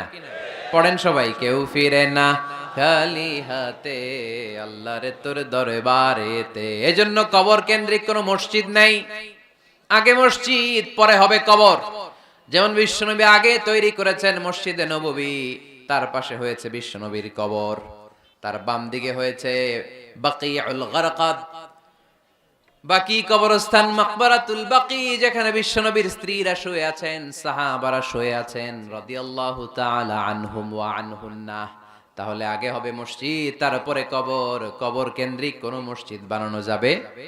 মনে থাকবে এটা। টাঙ্গাইল এরকম আছে যে আগে কোন আল্লাহর ওলির কবর ছিল, এর উপরে বিশাল মসজিদ বানাই থুইছে, আছে? নাই। আলহামদুলিল্লাহ, খুব ভালো। কবর কেন্দ্রিক মসজিদ বানাবেন না, মসজিদ আর কবরস্থানে গ্যাপ রাখবেন, তা না হলে ভেজাল হওয়ার সম্ভাবনা আছে না নাই? এরপরে বিশ্বনবী মসজিদকে ক্লিন রাখতে বলেছেন। আমার রাসূলুল্লাহ সাল্লাল্লাহু আলাইহি ওয়াসাল্লাম বিবিনাইল মসজিদি ফি দুয়ার ওয়া আন তুনাযযাফা ওয়া তুতায়্যাবা। আল্লাহর হাবিব বলেছেন, এলাকায় তোমরা মসজিদ বানাও, মসজিদগুলোরে পরিষ্কার রাখো, আতর আর সুগন্ধি দিয়ে তোমরা পারফিউম করে দাও। মসজিদটারে সুগন্ধযুক্ত করে রাখবেন, পারফিউম করে রাখবেন। আরব দেশে মসজিদে বাখুর জ্বালিয়ে দেয়, উদ জ্বালিয়ে দেয়, মসজিদে ঢুকলেই কলিজাটা ঠান্ডা হয়ে যায়, নামাজ পড়তে মনে চায়, কোনো দুর্গন্ধ নাই। এজন্য মসজিদ পরিচ্ছন্ন রাখার দরকার আছে না নাই? এরপরে বিষ্ণু ইসলাম বললেন, মসজিদের সর্বশেষ আদব হলো তোমরা যখন মসজিদ বানাবা, খবরদার মসজিদকে অতিমাত্রায় ডিজাইন করা যাবে না। অতিমাত্রায় ডিজাইন করা যাবে না। আমরা এতই ডিজাইন করি, কোনটা মসজিদ আর কোনটা কমিউনিটি সেন্টার চিনাই যায় না। আছে না নাই? না, অতিমাত্রায় ডিজাইন না, যতটুকু লাগে। গরম লাগে, এয়ারকন লাগান, নো প্রবলেম। নিচে সমস্যা, সিম্পলি টাইলস দিয়ে দেন। কিন্তু লাইটিং ফাইটিং, লাল নীল বাতি, এই কারুকার্য ওই কারুকার্য, এটা করতে নিষেধ করেছেন মুহাম্মদ সাল্লাল্লাহু। বিশেষ করে মসজিদের কেবলার দেয়ালে। কোন দেয়ালে? কেবলার দেয়ালে কোনো ঘড়ি থাকতে পারবে না, কোনো ক্যালেন্ডার থাকতে পারবে না, সব পিছনে। ইমাম সাহেব ঘড়ির টাইম দেখে নিবে। সামনে ক্যালেন্ডার থাকলে নামাজের সময় ক্যালেন্ডারের ভিতরে যে মাদ্রাসা মসজিদ, ওইখানে নজর পড়ার সম্ভাবনা আছে না নাই? বিভিন্ন জিনিস লেখা থাকে, নামাজও পড়ি, ওইটাও পড়ি, আছে না নাই? নামাজ পড়ে কয়টা বাজলো, ঘড়ির দিকে নজর পড়ার সম্ভাবনা আছে না নাই? এই জন্য কেবলার দেয়ালটা যদি সাদা মাঠা রাখা যায় সেটাই ভালো। আপনার নজর থাকবে সেজদার দিকে। ডানে একটা নজর দিলে আল্লাহ বলে ফিরে আয়, সেজদার দিকে তাকা। আরেক দিকে নজর দিলে আল্লাহ বলে ফিরে আয়, সেজদার দিকে তাকা। আবার যদি টাইলসের দিকে নজর দেন, আল্লাহ বলে ফিরে আয়, সেজদার দিকে তাকা। আবার যদি নজর দেন, আল্লাহ রেগে যে বলে লা হাজাত আলী ইলা সলাতিক, তোর এই নামাজের কোনো দরকার আমার নাই। যে আল্লাহ তাআলাকে খুশি করার জন্য সালাত পড়তে আসলাম, উনি যদি বলে তোর এই নামাজের দরকার আমার নাই, তো কার জন্য সালাত পড়লেন আপনি? এজন্য মসজিদের সামনের ওয়ালে যত কম ডিজাইন হওয়া যায়, ঘড়ি, ক্যালেন্ডার ইত্যাদি ফিত্যাদি, লেখাজোখা, এগুলো সামনে না, এগুলো পেছনে দিতে পারলে ভালো। ইভেন জায়নামাজের মধ্যেও কাবা ঘরের ডিজাইন আছে না নাই? এটা ইহুদিদের ষড়যন্ত্র। আমরা বোকা শোকা মুসলমান, ওরা সর্বপ্রথম জায়নামাজের মধ্যে কাবা ঘরের ডিজাইন দিছে। কোন ডিজাইন? আর আমরা মুসলমানরা মনের অজান্তে নিজের কাবারে নিজে লাথি মারি। কথা বলেন, কথা বলেন। এজন্য খবরদার, কোন মসজিদের ডিজাইনওয়ালা, কোন কাবা ঘরের নমুনাওয়ালা, মসজিদুল আকসার গম্বুজলা, মসজিদে নববীর কোন গম্বুজলা জায়নামাজ আমরা কিনবো না। আমরা না কিনলে ওদের ব্যবসা শেষ, ঠিক কিনা? ফ্রেশ জায়নামাজ কিনবেন। কি জায়নামাজ? ফ্রেশ। সিম্পলি ফুল হইতে পারে, সাদা হইলে আরো ভালো। ফ্রেশ কোন মসজিদ, বিশেষ করে কাবার ডিজাইনওয়ালা তো কিনাই যাবে না। ওইটার মধ্যে দাঁড়ায় আছে ইমাম সাহেব, আছে না নাই? মনে থাকবে, মনে থাকবে। এজন্য বিশ্বনবী বললেন, মসজিদ নির্মাণ করো, মসজিদের সাথে হৃদয়টারে ঝুলিয়ে রাখো। কিয়ামতের দিন এই মসজিদের ওসিলায় জান্নাতের বাড়ি বানায়া দিবে কে? আবার বিশ্বনবী বললেন, লা তুসাদ্দুর রিহাল ইল্লা ইলা সালাসাতি মাসাজিদা। এই দুনিয়ার বুকে 3টা মসজিদের দিকে শুধু বিশেষ সওয়াবের উদ্দেশ্যে ভ্রমণ করা যায়। এই 3টা মসজিদ ছাড়া বিশেষ সওয়াবের উদ্দেশ্যে পৃথিবীর কোনো মসজিদে ভ্রমণ করা যাবে। আপনি ডিজাইন দেখতে যাইতে পারবেন। এই যে বললেন যে কি একটা হইছে, 200 কত গম্বুজ? 201 গম্বুজ সুন্দর একটা বানাইছে, দেখতে যাই, যাওয়া যাবে। নামাজ পড়তে মনে চায়, ওইটাই যাওয়া যাবে, কিন্তু ওইখানে বেশি সওয়াব হবে, এই নিয়তে যাওয়া যাবে? You cannot say it any journey expecting special virtue except 3 mosques, the mosque of Haram, the mosque an-Nabawi, the Masjidul Aqsa, ঠিক কি না? এই 3টা মসজিদ ছাড়া বিশেষ সওয়াবের নিয়তে পৃথিবীর কোনো মসজিদে ভ্রমণ করা যায় না, তবে দেখতে যাওয়া যায়। এটার আর্কিটেকচারাল ডিজাইন দেখার জন্য, এটার ক্যালিওগ্রাফিক্যাল ডিজাইন, এটার ইকোসিস্টেম, এটা কেমন করে করেছে, কতটুকু জায়গা, ডিজাইনটা কেমন, এটা দেখার জন্য যেতে পারবেন। কিন্তু এই 201 গম্বুজে নামাজ পড়লে সওয়াব 3 গুণ হবে, এরকম ধারণা করা যাবে? বাইতুল মুকাররমে পড়লে এত গুণ সওয়াব, এই ধারণা করা যাবে? এই যে চলে আসছে 201 গম্বুজ। আমি দেখতেছি, আপনারা পাবেন না দেখতে। আগে দেখে ফেলছেন? মাশাআল্লাহ, মাশাআল্লাহ, সুন্দর। আরো কিছু পরামর্শ দিবে, এগুলো শেষে দিচ্ছি আমি। কষ্ট হইতেছে আপনাদের? জিমায় পড়তেছেন? আরো কয়েক মিনিট শুনবেন? তিনটা মসজিদে নিয়ত করে যাওয়া যায়। এক নম্বরে মসজিদে হারাম, এক নম্বরে কি? ইন্না আউওয়ালা বাইতিন উদিআ লিন-নাসি লাল্লাযী বিবাক্কাতা মুবারাকা। সর্বপ্রথম যেই ঘরটা আল্লাহ তাআলা জমিনের মধ্যে স্থাপন করলেন, ওই ঘরটা হলো মসজিদুল হারামের মাঝখানের কাবা ঘর। এই ঘরটা অবস্থিত যেই শহরের মধ্যে, শহরের নাম বাক্কা, এখনকার নাম মক্কা। সুবহানাল্লাহ পড়েন। মক্কার আগের নাম বাক্কা। কোরআনে বাক্কার কথা আছে, এবং হজ উমরা করতে গেলে দেখবেন যে অনেক হোটেল আছে, হোটেলের নাম ফুন্দুক বাক্কা। ফুন্দুক বাক্কা মানে বাক্কা হোটেল। মক্কার আগের নাম কি? বাক্কা। এখান থেকেই বিষ্ণু ঈসা ইসলাম ইসরা শুরু করেছেন। মেরাজের আগের ধাপ নাম ইসরা। এই মসজিদে 1 রাকাত নামাজ পড়লে 1 লক্ষ রাকাতের সওয়াব দেয় কে? সুবহানাল্লাহ কইতে পারলেন না? পৃথিবীর আর কোন মসজিদে 1 রাকাত পড়লে 1 লক্ষ রাকাতের সওয়াব হয়? আপনাদের 201 গম্বুজে বললে, বাইতুল মুকাররম, পৃথিবীর কোন মসজিদে পড়লে হবে? শুধুমাত্র কেবলমাত্র মসজিদুল হারামে 1 রাকাত সালাত পড়লে 1 লক্ষ রাকাতের সওয়াব আমলনামায় দিবে কে? এজন্য আল্লাহ বললেন, ওখানে যাও, হাইসুমা তুয়াল্লু ফাওয়াল্লু উজুহাকুম শাতরা। যেখানে যাইবা, দুনিয়ার যেখানেই থাকো না কেন, কাবা ঘরের দিকে হয়ে নামাজ পড়াকে আবশ্যক করেছে কে? পৃথিবীর যেখানেই যান, কোন দিকে হয়ে নামাজ পড়বেন? কাবা, টু দ্য ডাইরেকশন অফ কিবলা। আপনি অবাক হবেন, অস্ট্রেলিয়ায় একটা শহর আছে সিডনি। এই সিডনি শহরে একটা জঙ্গল আছে। এই জঙ্গলে একটা গাছ আছে, যে গাছটা মানুষের মতো রুকু করে আছে, টু দ্য ডাইরেকশন অফ কিবলা, তাও কিবলামুখী হয়ে। পত্রিকার কাটিং দেখেছেন না আপনারা? অনেক ক্যালেন্ডারেও আছে। গাছ, ইউটিউবে দেখেছেন? গাছ রুকু করে আছে, টু দ্য ডাইরেকশন অফ কিবলা, কিবলামুখী হয়ে, মানুষের মতো। সুবহানাল্লাহ পড়েন। তাহলে এই মসজিদ এমন মসজিদ, এই মসজিদে 1 রাকাত সালাত পড়লে 1 লক্ষ রাকাতের সওয়াব হয়ে যায়। এই মসজিদ এমন মসজিদ, যেই মসজিদের মাঝখানে একটা ঘর আছে, ঘরটার নাম বাইতুল্লাহ। প্রতিনিয়ত এই ঘরের উপর 120টা রহমত নাজিল করে কে? সিত্তুন আলিত তাইফিন, 60টা রহমত নাজিল হয় যারা কাবা ঘরের চারদিকে তাওয়াফ করতে থাকে। আরবাঈন আলিল মুসাল্লিন, 40টা রহমত নাজিল হয় যারা কাবা ঘরের চারদিকে নামাজ পড়তে থাকে। 20 আলিন নাযিরিন ইলাল কাবা, বাকি 20টা সওয়াব নাজিল হয় যারা শুধু কাবা ঘরের দিকে তাকিয়ে থাকে। কাবা ঘরের দিকে তাকায় থাকলে সওয়াব। সুবহানাল্লাহ বললেন না? আন-নাযার ইলাল কাবা, 3 জিনিসের দিকে তাকালেই সওয়াব। কয় জিনিস? জোরে বলেন। 1 নাম্বার আন-নাযার ইলাল মুসহাফ, কোরআনের দিকে তাকালেই সওয়াব, পড়া লাগবে না। পড়লে তো সওয়াব আছে, তাকানো মাত্রই। 2 নাম্বার আন-নাযার ইলা ওয়াজহিল ওয়ালিদাইন, মা বাবার চেহারা। মা বাবার খেদমত করলে তো সওয়াব আছেই, টাকা দিলে তো সওয়াব আছেই, কিন্তু মা বাবার চেহারার নজরের দিকে যদি রহমতের নজরে একবার তাকান, একটা কবুল হজ করলে যেই সওয়াব, ওই সওয়াব আমল নামায় দিবে কে? মা বাবা এমন জিনিস আমরা চিনলাম না।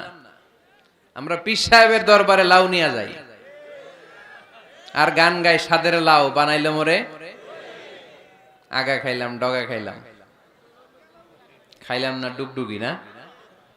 তো কই লাউ নিয়ে যান আপনি, কই হাদিয়া নিয়ে যান? আসল পীর সাহেব তো আপনার ঘরে। আপনার আব্বা সবচেয়ে বড় পীর সাহেব, আপনার আম্মা জান আপনার জন্য সবচেয়ে বড় পীর সাহেব।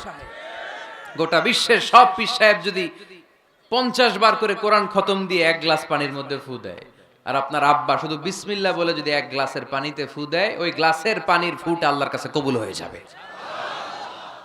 এজন্য বিশ্বনবী বলতেন, আল জান্নাতু তাহতা আকদামি উম্মাহাতিকুম।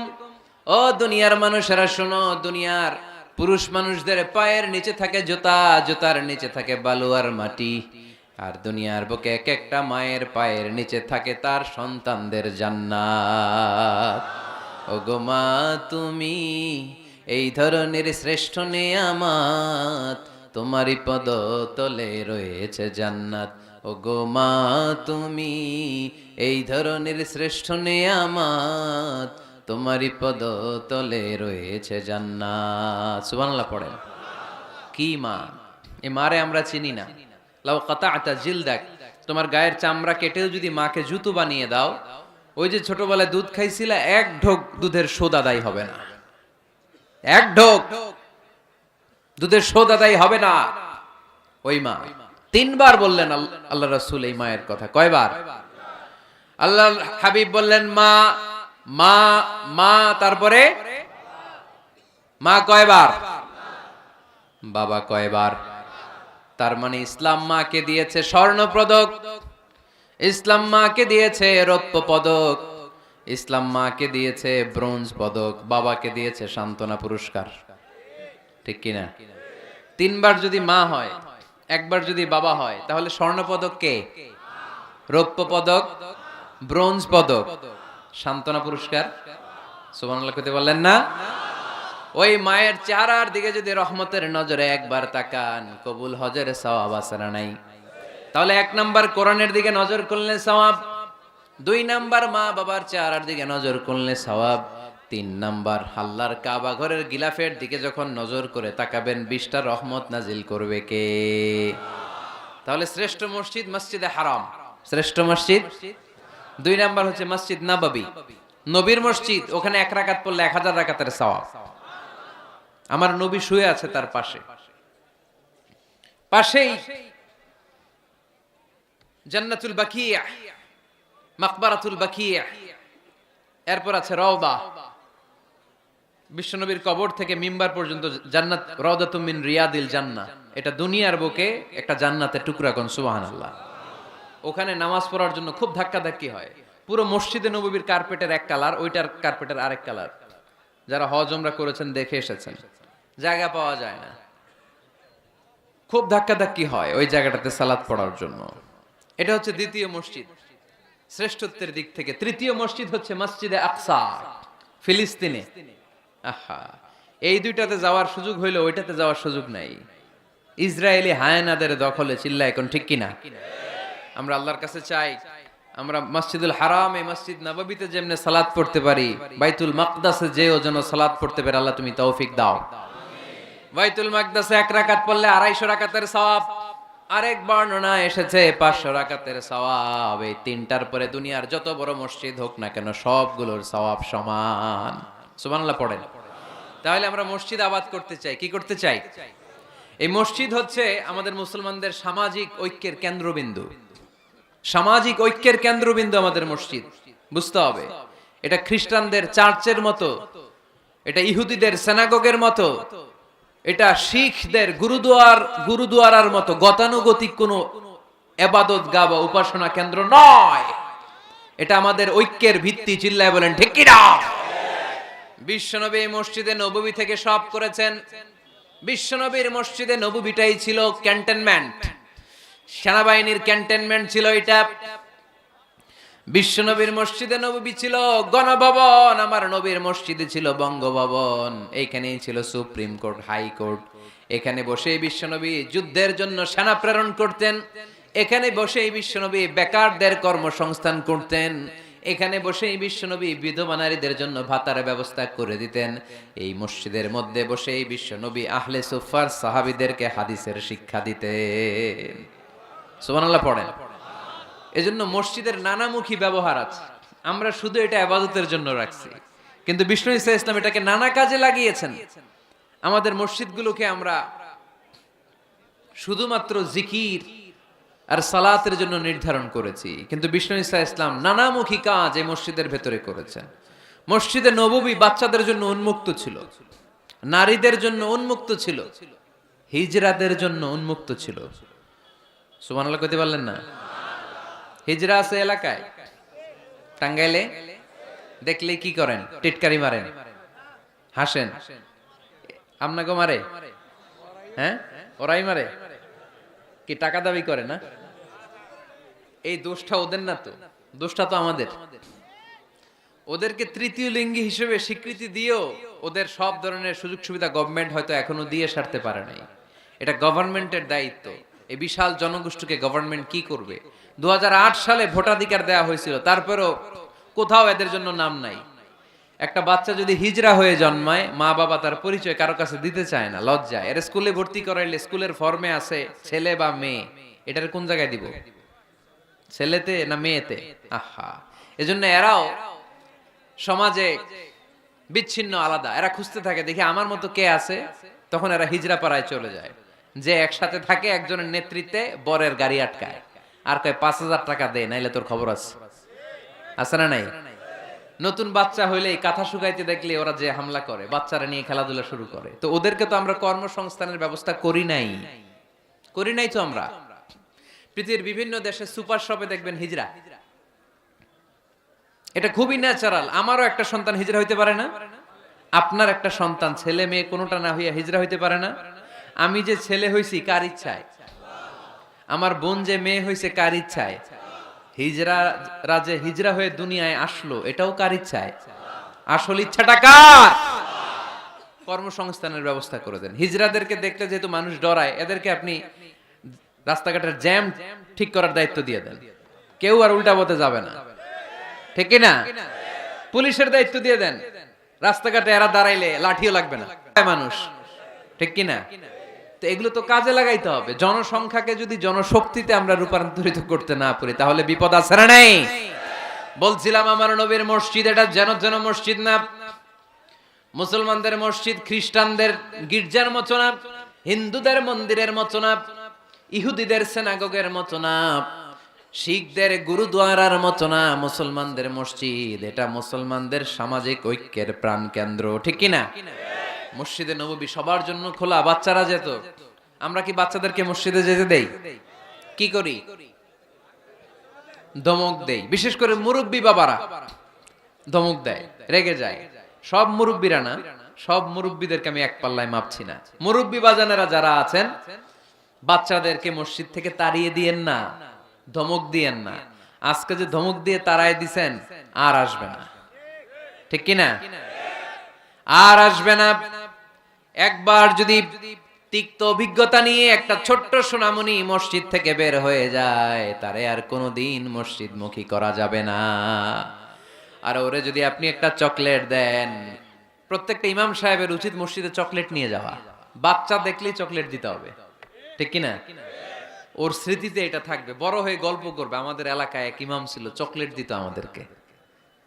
কত সুন্দর, কত সুন্দর অভিজ্ঞতা থাকবে তার। আর যদি ধমক দেন, বলবে ইমাম আসলে একটা বদের আড্ডি, মসজিদে ঢুকলে আমগরে ঠ্যাঙ্গাইতো খালি, বলবে না এটা? আর চকলেট দিলে আজীবন আপনারা স্মরণ রাখবে। এজন্য বাচ্চাদেরকে কখনো মসজিদ থেকে তাড়িয়ে দেয়া যাবে। মসজিদে নববীতে যদি বাচ্চা ঢুকতে পারে, আমাদের মসজিদে কি সমস্যা? তুরস্ক একটা দেশ আছে, নাম শুনছেন? তুরস্কের মসজিদের দেয়ালে দেয়ালে লেখা থাকে, জামাত চলাকালীন অবস্থায় পিছনে যদি বাচ্চাদের কিচির মিচির, চিৎকার, চেঁচামেচি, হই হুল্লোড়ের আওয়াজ আপনি শুনতে না পান, তাহলে নেক্সট জেনারেশনকে নিয়ে আপনি চিন্তায় থাকেন, কারণ আপনার নেক্সট জেনারেশন নাতিপুতি এগুলো নামাজি হচ্ছে না, ঠিক কিনা? পিছনে যদি আমাদের নাতিপুতি চিৎকার চেঁচামেচি করে, তার মানে দে আর অন দ্য রাইট ট্র্যাক, তারা আসল লাইনে আছে, মসজিদে এসেছে।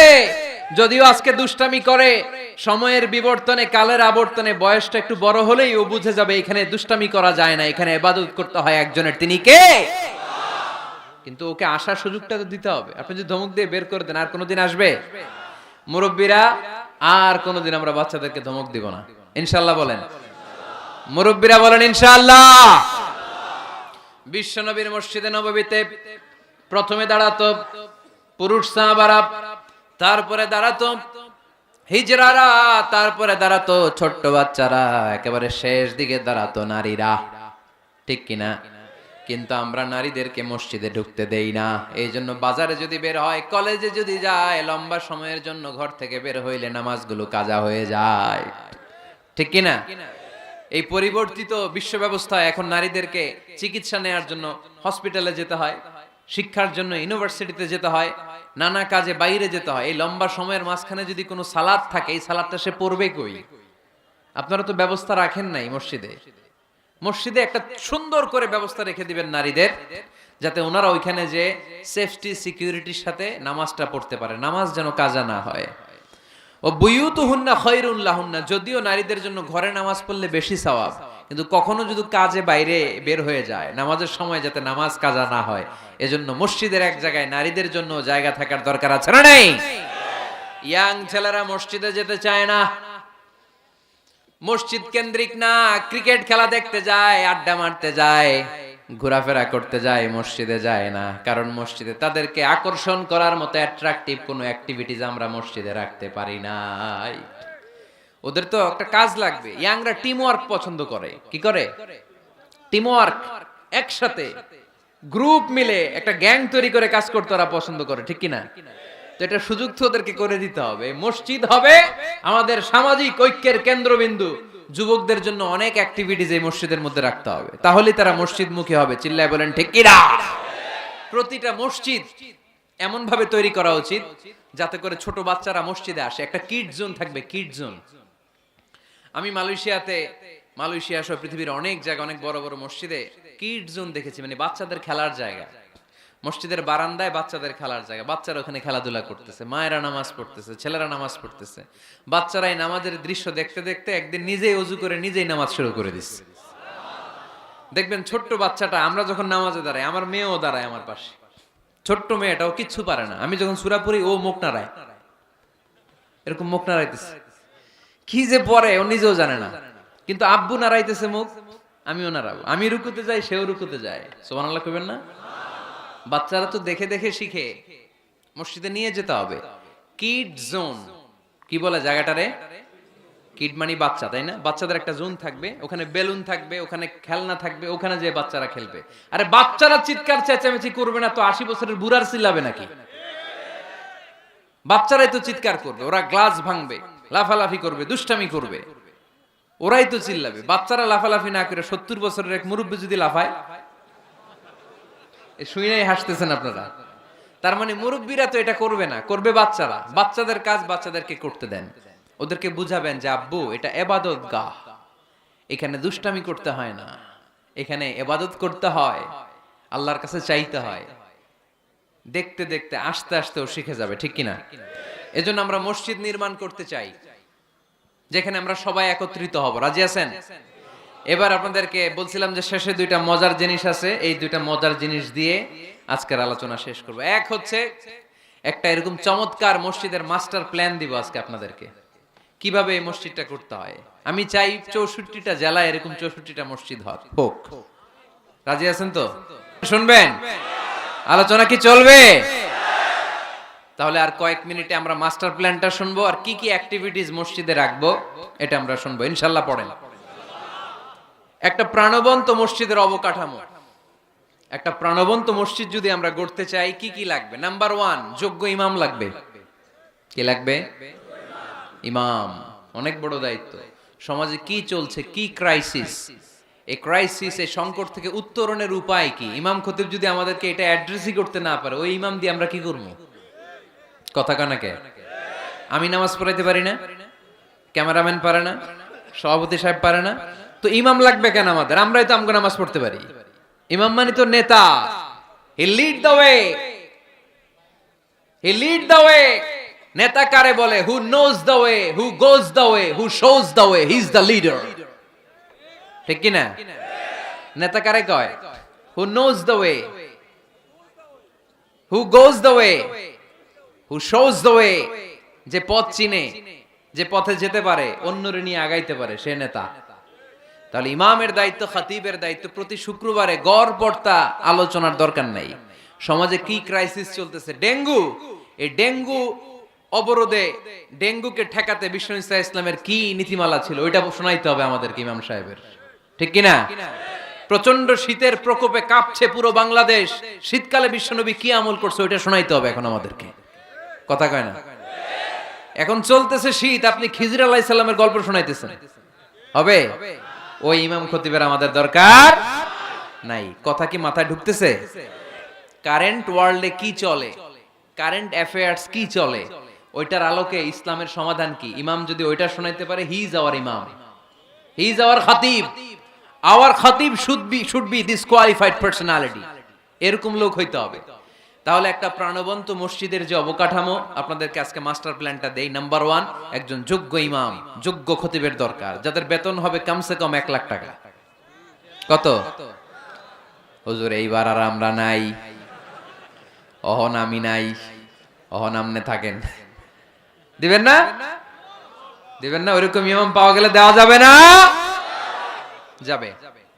মাশাআল্লাহ। শুনেন, জরুরি আলাপ, এটা জরুরি আলাপ আপনাদের সাথে। নাম্বার 2, প্রশস্ত এবং বড় এরিয়া নিয়ে মসজিদ করতে হবে, ছোট জায়গা নিয়ে না। একটা মসজিদ করতে হবে কমসে কম 50 বিঘা জায়গার উপর। কয় বিঘা? ওই যে ডরাই গেছে এখনই। 50 বিঘা একটা জায়গা হইলো। এরকম জায়গা দেওয়ার মানুষ অনেক আছে। ওনারে এরকম সুন্দর মাস্টার প্ল্যান দিতে হইলে আজকের এটার পরে যে কত ফোন কল আমার কাছে আসবে যে হুজুর আমি 50 কোটি টাকা নিয়ে রেডি, আপনি এসে উদ্বোধন করে দিয়ে যাবেন মসজিদ। শুনবেন আপনারা কয়দিন পরে, আজকের এই আলোচনার পর ইনশাল্লাহ। পড়েন, অনেক বড় প্রশস্ত এরিয়া নিয়ে আপনার মসজিদ করতে হবে। ঢাকার মসজিদগুলো দেখছেন চিপা গলি, এটা যে মসজিদ বোঝাই যায় না। আরে মসজিদের শান শৌকত আর ইমেজ দেখে বিধর্মী ভাইয়েরা মুসলমান হওয়ার জন্য পাগল হয়ে যাবে, মসজিদে ঢুকার জন্য পাগল হয়ে যাবে। কি সুন্দর মসজিদ তোমাদের, কত চমৎকার, ফ্যান্টাস্টিক, মার্ভেলাস মসজিদ তোমাদের। দেখতে যাব আমরা, দেখতে যায়ও। মালয়েশিয়াতে 4টা বড় মসজিদ আছে, 2টা পুত্রাজায়াতে। একটার নাম স্টিল মস্ক, মিজান তুয়াঙ্কু জাইনুল আবেদিন মস্ক, বিশাল মসজিদ।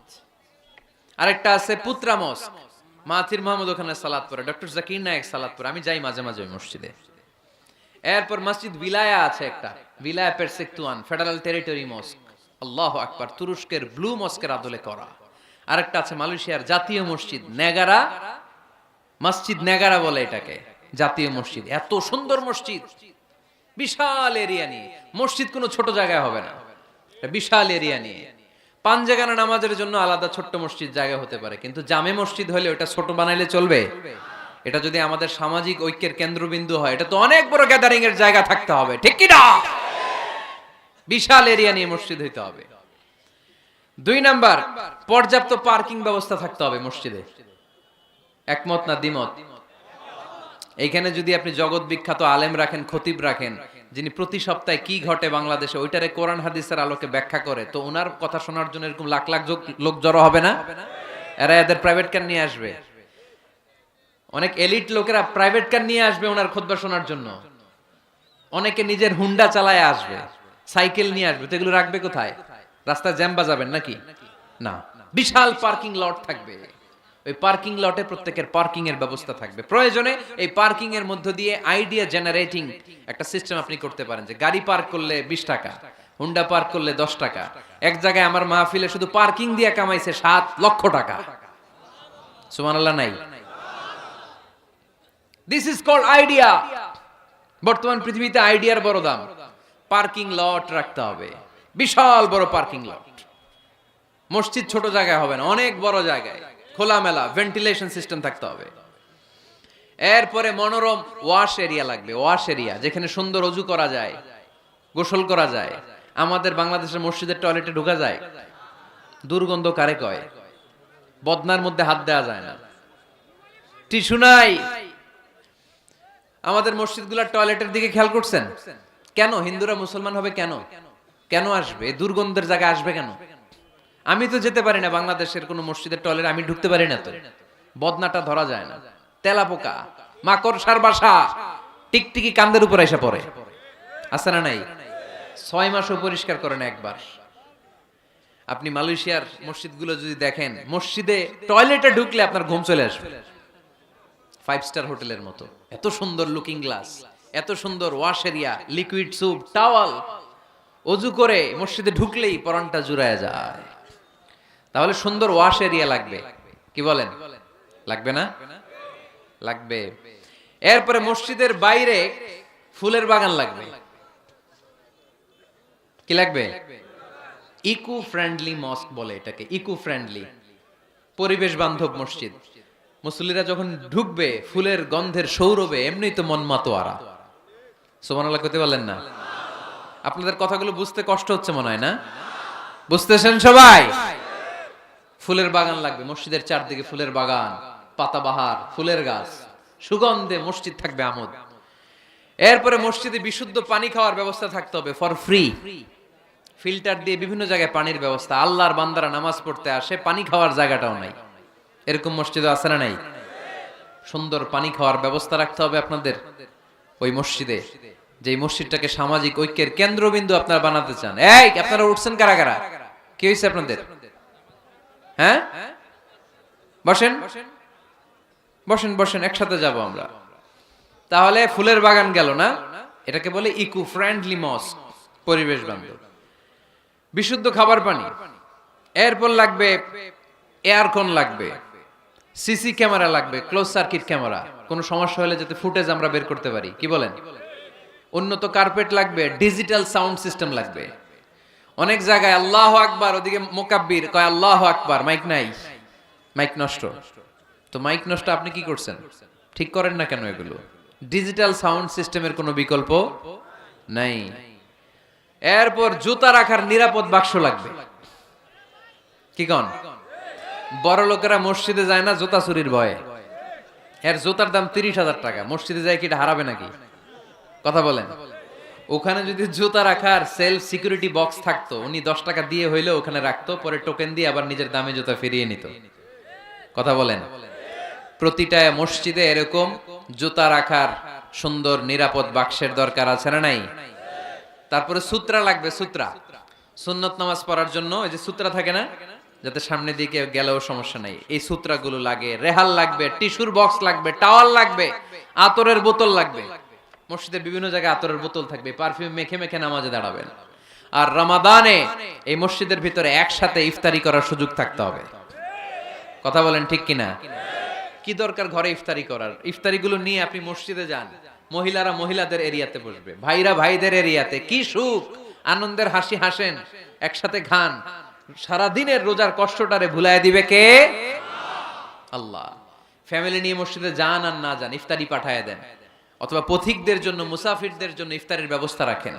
একসাথে ইফতারি করবেন মসজিদে। মসজিদে নববীতে তাই হতো। নারীদের জন্য আলাদা জায়গার কথা বলেছি, এটা হবে সেফটি এন্ড সিকিউরিটির সাথে। পুরুষদের দরজা একদিকে, নারীদের দরজা আরেকদিকে। নারীরা নারীদের ওই জায়গা দিয়ে ঢুকবে, ওই জায়গা দিয়ে বের হবে। এটা আলাদা দেয়াল দেয়া থাকবে, এদের টয়লেট আলাদা, ওয়াশরুম আলাদা, ওয়াশিং এরিয়া আলাদা, সবকিছু হবে আলাদা। নারীদের মসজিদে আসার দরকার আছে না নাই? সেফটি সিকিউরিটির সাথে তারাও এসে কোরআনের কথা শুনতে হবে। এই মসজিদ 24 ঘন্টা খোলা থাকতে হবে, 24 আওয়ার্স। কয় ঘন্টা? প্রায় মসজিদের লাইট বন্ধ করে দেয়, টয়লেট বন্ধ করে দেয়, আছে না নাই? তাহাজ্জুদ পড়তে অনেকে যেতে পারে না। মুসাফির মানুষ রাত 12টার দিকে নামাজটা পড়বে, সুযোগ নাই, আছে না নাই? মসজিদের সিকিউরিটি গার্ড লাগবে, কড়া সিকিউরিটি গার্ড, চারদিকে সিকিউরিটি গার্ড থাকতে হবে। শিশুদের জন্য আলাদা জায়গার কথা বলেছি। এই মসজিদে সেমিনার হল থাকবে। কি থাকবে? এখানে প্রতি মাসে সেমিনার হতে হবে। কমিউনিটি সেন্টার থাকবে মসজিদের পাশে অ্যাটাচ করা। কি সেন্টার? এলাকার সব বিয়ে টাঙ্গাইলের এই মসজিদ হইতে হবে। কথা কন। এজন্য তো মেয়েরা উলঙ্গ জামা পরে বিয়ের অনুষ্ঠানে নাচে কেন? মসজিদে বিয়ে হয় না যে? এগুলো তো হয় বাড়ির ছাদের উপরে, দুম্মা চলে দুম, নাচানাচি, হিন্দি গান। মসজিদের কমিউনিটি সেন্টারে বিয়ে হলে হিন্দি সিনেমা লাগানোর সাহস কেউ পাবে? নারীগুলো সব হেজাব আর বোরকা পরে আসবে বিয়ের অনুষ্ঠানে, ঠিক কি না? সামান্য খেজুর বিতরণ করে বিয়ে শেষ, এটাই বিয়ের অলিমা। এদিকে ইজাব, এদিকে কবুল। খেজুর ছিটাই দিলাম, খায়া বাড়িতে জানার দোয়া করেন। সহজ না কঠিন? সহজ না কঠিন? কমিউনিটি সেন্টারে বিয়ে হবে, মসজিদের সাথে অ্যাটাচ করা। মসজিদের সাথে অ্যাটাচ লাইব্রেরি থাকতে হবে। কি থাকতে হবে? এই লাইব্রেরিতে পড়াশোনা করবে এলাকার লোকজন। সর্বশেষ মসজিদ ম্যানেজমেন্ট অফিস থাকবে। এই যে পুরো মসজিদের মাস্টার প্ল্যান আপনাদের সাথে শেয়ার করলাম, এটার ম্যানেজমেন্ট বিভাগ থাকার দরকার আছে না নাই? এই ম্যানেজমেন্ট অফিস থাকতে হবে। এরকম মসজিদ বাংলাদেশে হোক, আমরা চাই কি চাই না? আর বাকি ব্যবসায়ীরা, বিজনেস ম্যাগনেট, সিআইপি যারা আছে আপনাদের এলাকায় আপনারা করবেন।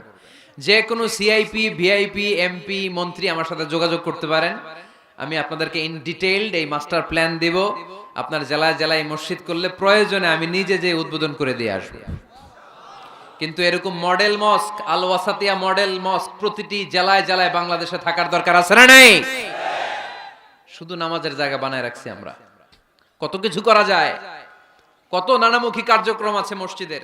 এই মসজিদে তালিমুল কোরআনের প্রজেক্ট থাকবে, কোরআন শিক্ষার আসর, শিশুদের, মহিলাদের, বয়স্কদের দরকার আছে না নাই?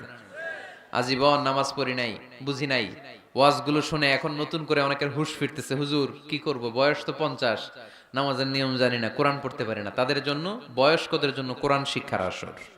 শিশুদের জন্য কোরআন শিক্ষার আসর, তাহফিজুল কোরআন প্রজেক্ট থাকবে মসজিদে, Tahfizul Quran project, full time part time, 30 পারার হাফেজ, 5 পারার হাফেজ, 7 পারার হাফেজ, সমস্যা নাই। আমাদের দেশে মনে করে এক বাবার 5 ছেলে, একটারে হেফজখানায় দিছে, তুই 30 পারাই করবি, আর বাকি 4 পোলা ওগর ইংলিশ মিডিয়ামে দিছে, তোকে কোনো দায় দায়িত্ব নাই, তোরা খালি দুম্মা চলে দুম। আছে না নাই? এটা একটা ভুয়া আইডিয়া। একজনে 30 পারা মুখস্থ করবে, বাকি ছেলেগুলা করবে না, না এটা না, যে যতটুকু পারে। আরব দেশে, মিশরে আমি পড়াশোনা করেছি 5 বছর। আমি মিশরের ড্রাইভারদের সাথে দেখলে জিজ্ঞেস করতাম, হাবিবি আমেলে হাফিজতে কাম গুজ মিনাল কোরআন, কোরআনের কয় পারা মুখস্থ পারো? বলে মালিশ বা আশরাতা আকজাবাস। সরি, আমি আসলে বেশি মুখস্থ করতে পারি নাই, 10 পারা করছি। ড্রাইভার, সুবহানাল্লাহ নাই? মিশরের এমন কোন লোক নাই যারা 5 পারা 10 পারা কোরআনের হাফেজ না। তার মানে কোরআনের হাফেজ পার্ট টাইমও হওয়া যায়। ইংলিশ মিডিয়ামে পড়বে আপনার ছেলে, বিকেল বেলা পার্ট টাইম তাহফিজে এসে ও কোরআন হেফজ করবে। এরকম ছেলের দরকার আছে না নাই? ইংলিশেও কথা বলবে, কোরআনের ব্যাখ্যাও করে দিবে, চিল্লায় বলো ঠিক কি না? তালিমুল কোরআন প্রজেক্ট, তাহফিজুল কোরআন প্রজেক্ট, সাপ্তাহিক প্রশ্নোত্তর পর্ব থাকবে আপনাদের এই মডেল মস্কে। জীবন ঘনিষ্ঠ কত প্রশ্ন বোনদের থাকে আমাদের কাছে করে, এই প্রতিটা জেলার মসজিদ থেকে এগুলোর ফতোয়া দেওয়া হবে, ঠিক কিনা? মাসিক ধারাবাহিক তাফসির প্রোগ্রাম চলবে মসজিদে। তাফসির প্রোগ্রামে আজকে কি বইলা গেছে সারা বছর আর খেয়াল থাকে না, কিন্তু প্রতি মাসে যদি এই জামে মসজিদে বিশ্বভিত্তিক তাফসির হয়, তাহলে ফিডব্যাক নেওয়ার সুযোগ আছে না নাই? কথা কি বুঝতে পারতেছেন আপনারা? মসজিদের উদ্যোগে যুবকদের জন্য অনেক অ্যাক্টিভিটিস দরকার। নাম্বার 1, খেলাধুলা। মসজিদের পাশেই প্লেগ্রাউন্ডে খেলাধুলার আয়োজন করতে হবে। কথা কি শুনতেছেন? আল্লাহর হাবিব নিজে মসজিদে নববীর পাশে খেলাধুলার আয়োজন করেছেন। সুবহানাল্লাহ নাই? সহিহ বুখারীর হাদিস, ঈদের দিন মসজিদে নববীর পাশে বনু আরফিদা গোত্রের লোকেরা তীর দিয়ে খেলা শুরু করলো। বিশ্বনবী দেখতে আরম্ভ করলো। আম্মাজান আয়েশা বায়না ধরলেন, আমিও দেখবো। বিষ্ণু ইসা ইসলাম আম্মাজানকে কাঁধে তুলে পর্দা সরাইয়া দেখাইতে লাগলেন। আর খেলা দেখতে দেখতে বিষ্ণু ইসা ইসলাম নিজেই আনন্দিত হয়ে গেলেন। আমরা অনেক সময় হয় না, গোল দেওয়ার আগে আমরাই নড়ে চড়ে উঠি, এইভাবে গোল করে উঠি, এইভাবে গোল গোল গোল গোল গোল গোল, লাফায় না এরকম? আল্লাহ রাসূল সাল্লাল্লাহু আলাইহি সাল্লাম খেলা দেখতে দেখতে নিজেই উত্তেজিত হয়ে গেলেন এবং যারা খেলছিল তাদেরকে বললেন, এই বানি আরফিদা, এইভাবে মারো, তীর এইভাবে ধরো। সুবহানাল্লাহ পড়েন। তো মসজিদের পাশে যদি খেলার ব্যবস্থা থাকে, বিকেল বেলা খেলার পরে ওরা কি মসজিদে ঢুকবে না? অ্যাক্টিভিটিস নাই, এজন্য খেলার পরে চলে যায়, দুম্মা চলে দুম, মসজিদের সাথে সম্পর্ক নাই। যুবকদের জন্য 2 নাম্বার প্রজেক্ট, মসজিদ থেকে শিক্ষা সফর হবে, স্টাডি ট্যুর। কি হবে? কুল সিরু ফিল আরদ ফানদুরু কাইফা কানা আকিবাতুল লিল মুকাদ্দিবিন। এই মসজিদের উদ্যোগে আপনাদের এই টাঙ্গাইলের ভাওয়াল এলাকা আছে না, কি সুন্দর সুন্দর কত কিছু দেখার সুযোগ আছে, ওখানে যাবেন, কক্সবাজার নিয়ে যাবেন। এটা মসজিদের উদ্যোগে প্রজেক্ট নিতে হবে। Number 3, leadership campaign. কি করে নেতৃত্ব তৈরি করতে হয়। আজকের শিশু আগামী দিনের ভবিষ্যৎ, আজকের যুবকরাই আগামীর বাংলাদেশ, ঠিক কিনা? কি করে লিডারশিপ কোয়ালিটি গ্রো করতে হয়, এই ক্যাম্পেইনে শেখানো হবে। সর্বশেষ যুবকদের জন্য যে ইভেন্ট থাকবে এই মসজিদে, ইতিকাফ ইভেন্ট। কি ইভেন্ট? আপনাদের এলাকায় যুবকরা ইতিকাফে বসে? কারা বসে? মুরব্বীরা। তাও অনেক জায়গায় মুরব্বীও খুঁজে পাওয়া যায় না, তো ওনারে টাকা দিয়ে ভাড়া কইরা ইতিকাফে আনতে হয়। নাউজুবিল্লাহ পড়বেন না? ইতিকাফের মতো এত বড় গুরুত্বপূর্ণ ইভেন্ট, এটা মুরব্বীরা করে, তাও টাকা দিয়ে ভাড়া করে আনতে হয়। আল্লাহু আকবার।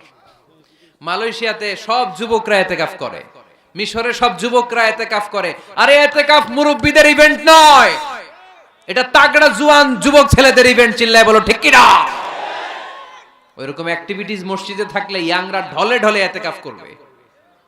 আসতে হবে ইয়াংদেরকে এখানে। মুরব্বীদের মাজায় ব্যথা, কাশি দিলে বুকে ব্যথা, ডায়াবেটিস, আলসার, ওনারা কিসের ইতিকাফ করবে? এরা তো ঘরে বসে নামাজ যদ্দুর পড়তে পারে, এটাতেই ডবল সওয়াব, ঠিক কি না? ইতিকাফ মুরব্বীদের ইবাদত নয়, ইতিকাফ যুবকদের ইবাদত। আমরা এই অ্যাক্টিভিটিস মসজিদে দিতে পারি নাই, ফলে যুবকরা আসে না। যাকাত দেয়া, কুরবানির গোশত বিতরণ, জরুরি ত্রাণ তহবিল, মেডিকেল ক্যাম্প, বিবাহ প্রকল্প, যারা মেয়েদেরকে বিয়ে দিতে পারে না, পথ শিশু প্রকল্প, খাদ্য প্রকল্প, এগুলো থাকবে মসজিদে। এই মসজিদ কেন্দ্রিক প্রতিযোগিতা হবে, সিরাত কম্পিটিশন, নাশিদ কম্পিটিশন, কবিতা আবৃত্তির কম্পিটিশন। করা যাবে না? মসজিদে নববীতে বিষ্ণু ইসা ইসলাম হাসান বিন সাবেত নামে এক কবি সাহাবীর জন্য আলাদা একটা মিম্বার করে দিয়েছিলেন। আজও এই মিম্বারটা আছে, এটা হাসান বিন সাবেতের মিম্বার। নবী বসতেন ওই মিম্বারে, হাসান বিন সাবেত এই মিম্বারে। তিনি বিশ্বনবীর পক্ষে কবিতা গেয়ে গেয়ে সাহাবীদেরকে উদ্বুদ্ধ করতেন। কবিতার প্রতিযোগিতা করতে হবে মসজিদে, নাশিদ কম্পিটিশন করতে হবে, কেরাত কম্পিটিশন, সিরাত কম্পিটিশন। আমাদের ছোট্ট সোনামণিরা আমার প্রিয় নবীকে চিনে না, ওদেরকে প্রিয় নবীকে চিনতে দেয়া হয় না। তারাই সিরাত কম্পিটিশনে আমার নবীকে জেনে জেনে নবীর নামে প্রতিযোগিতা করবে। আওয়াজ করে বলেন ঠিক কিনা? এই মসজিদের আন্ডারে একটা প্রকাশনা সেন্টার থাকতে হবে, সব ধরনের বইপত্র এই মসজিদ থেকে বেরোবে, বাৎসরিক মাহফিল হবে, সম্মেলন। আর এই মসজিদকে ঘিরে ইসলামিক ক্যাডেট মাদ্রাসা তৈরি হবে। এই যে মাস্টার প্ল্যান আর অ্যাক্টিভিটিজ আপনাদেরকে বললাম, এগুলো হচ্ছে একটা প্রাণবন্ত মসজিদের অবকাঠামো। এরকম মসজিদ যদি হয়, আমাদের শিশুরা, আমাদের যুবকরা কি মসজিদে যাবে না? আমি এরকম মসজিদ করে বাংলাদেশকে দেখায় দিব ইনশাআল্লাহ। আর যারা করতে চান আমার সাথে যোগাযোগ করবেন, আমরা যেন মসজিদ আবাদকারী হতে পারে। আল্লাহ তুমি তৌফিক দান করো।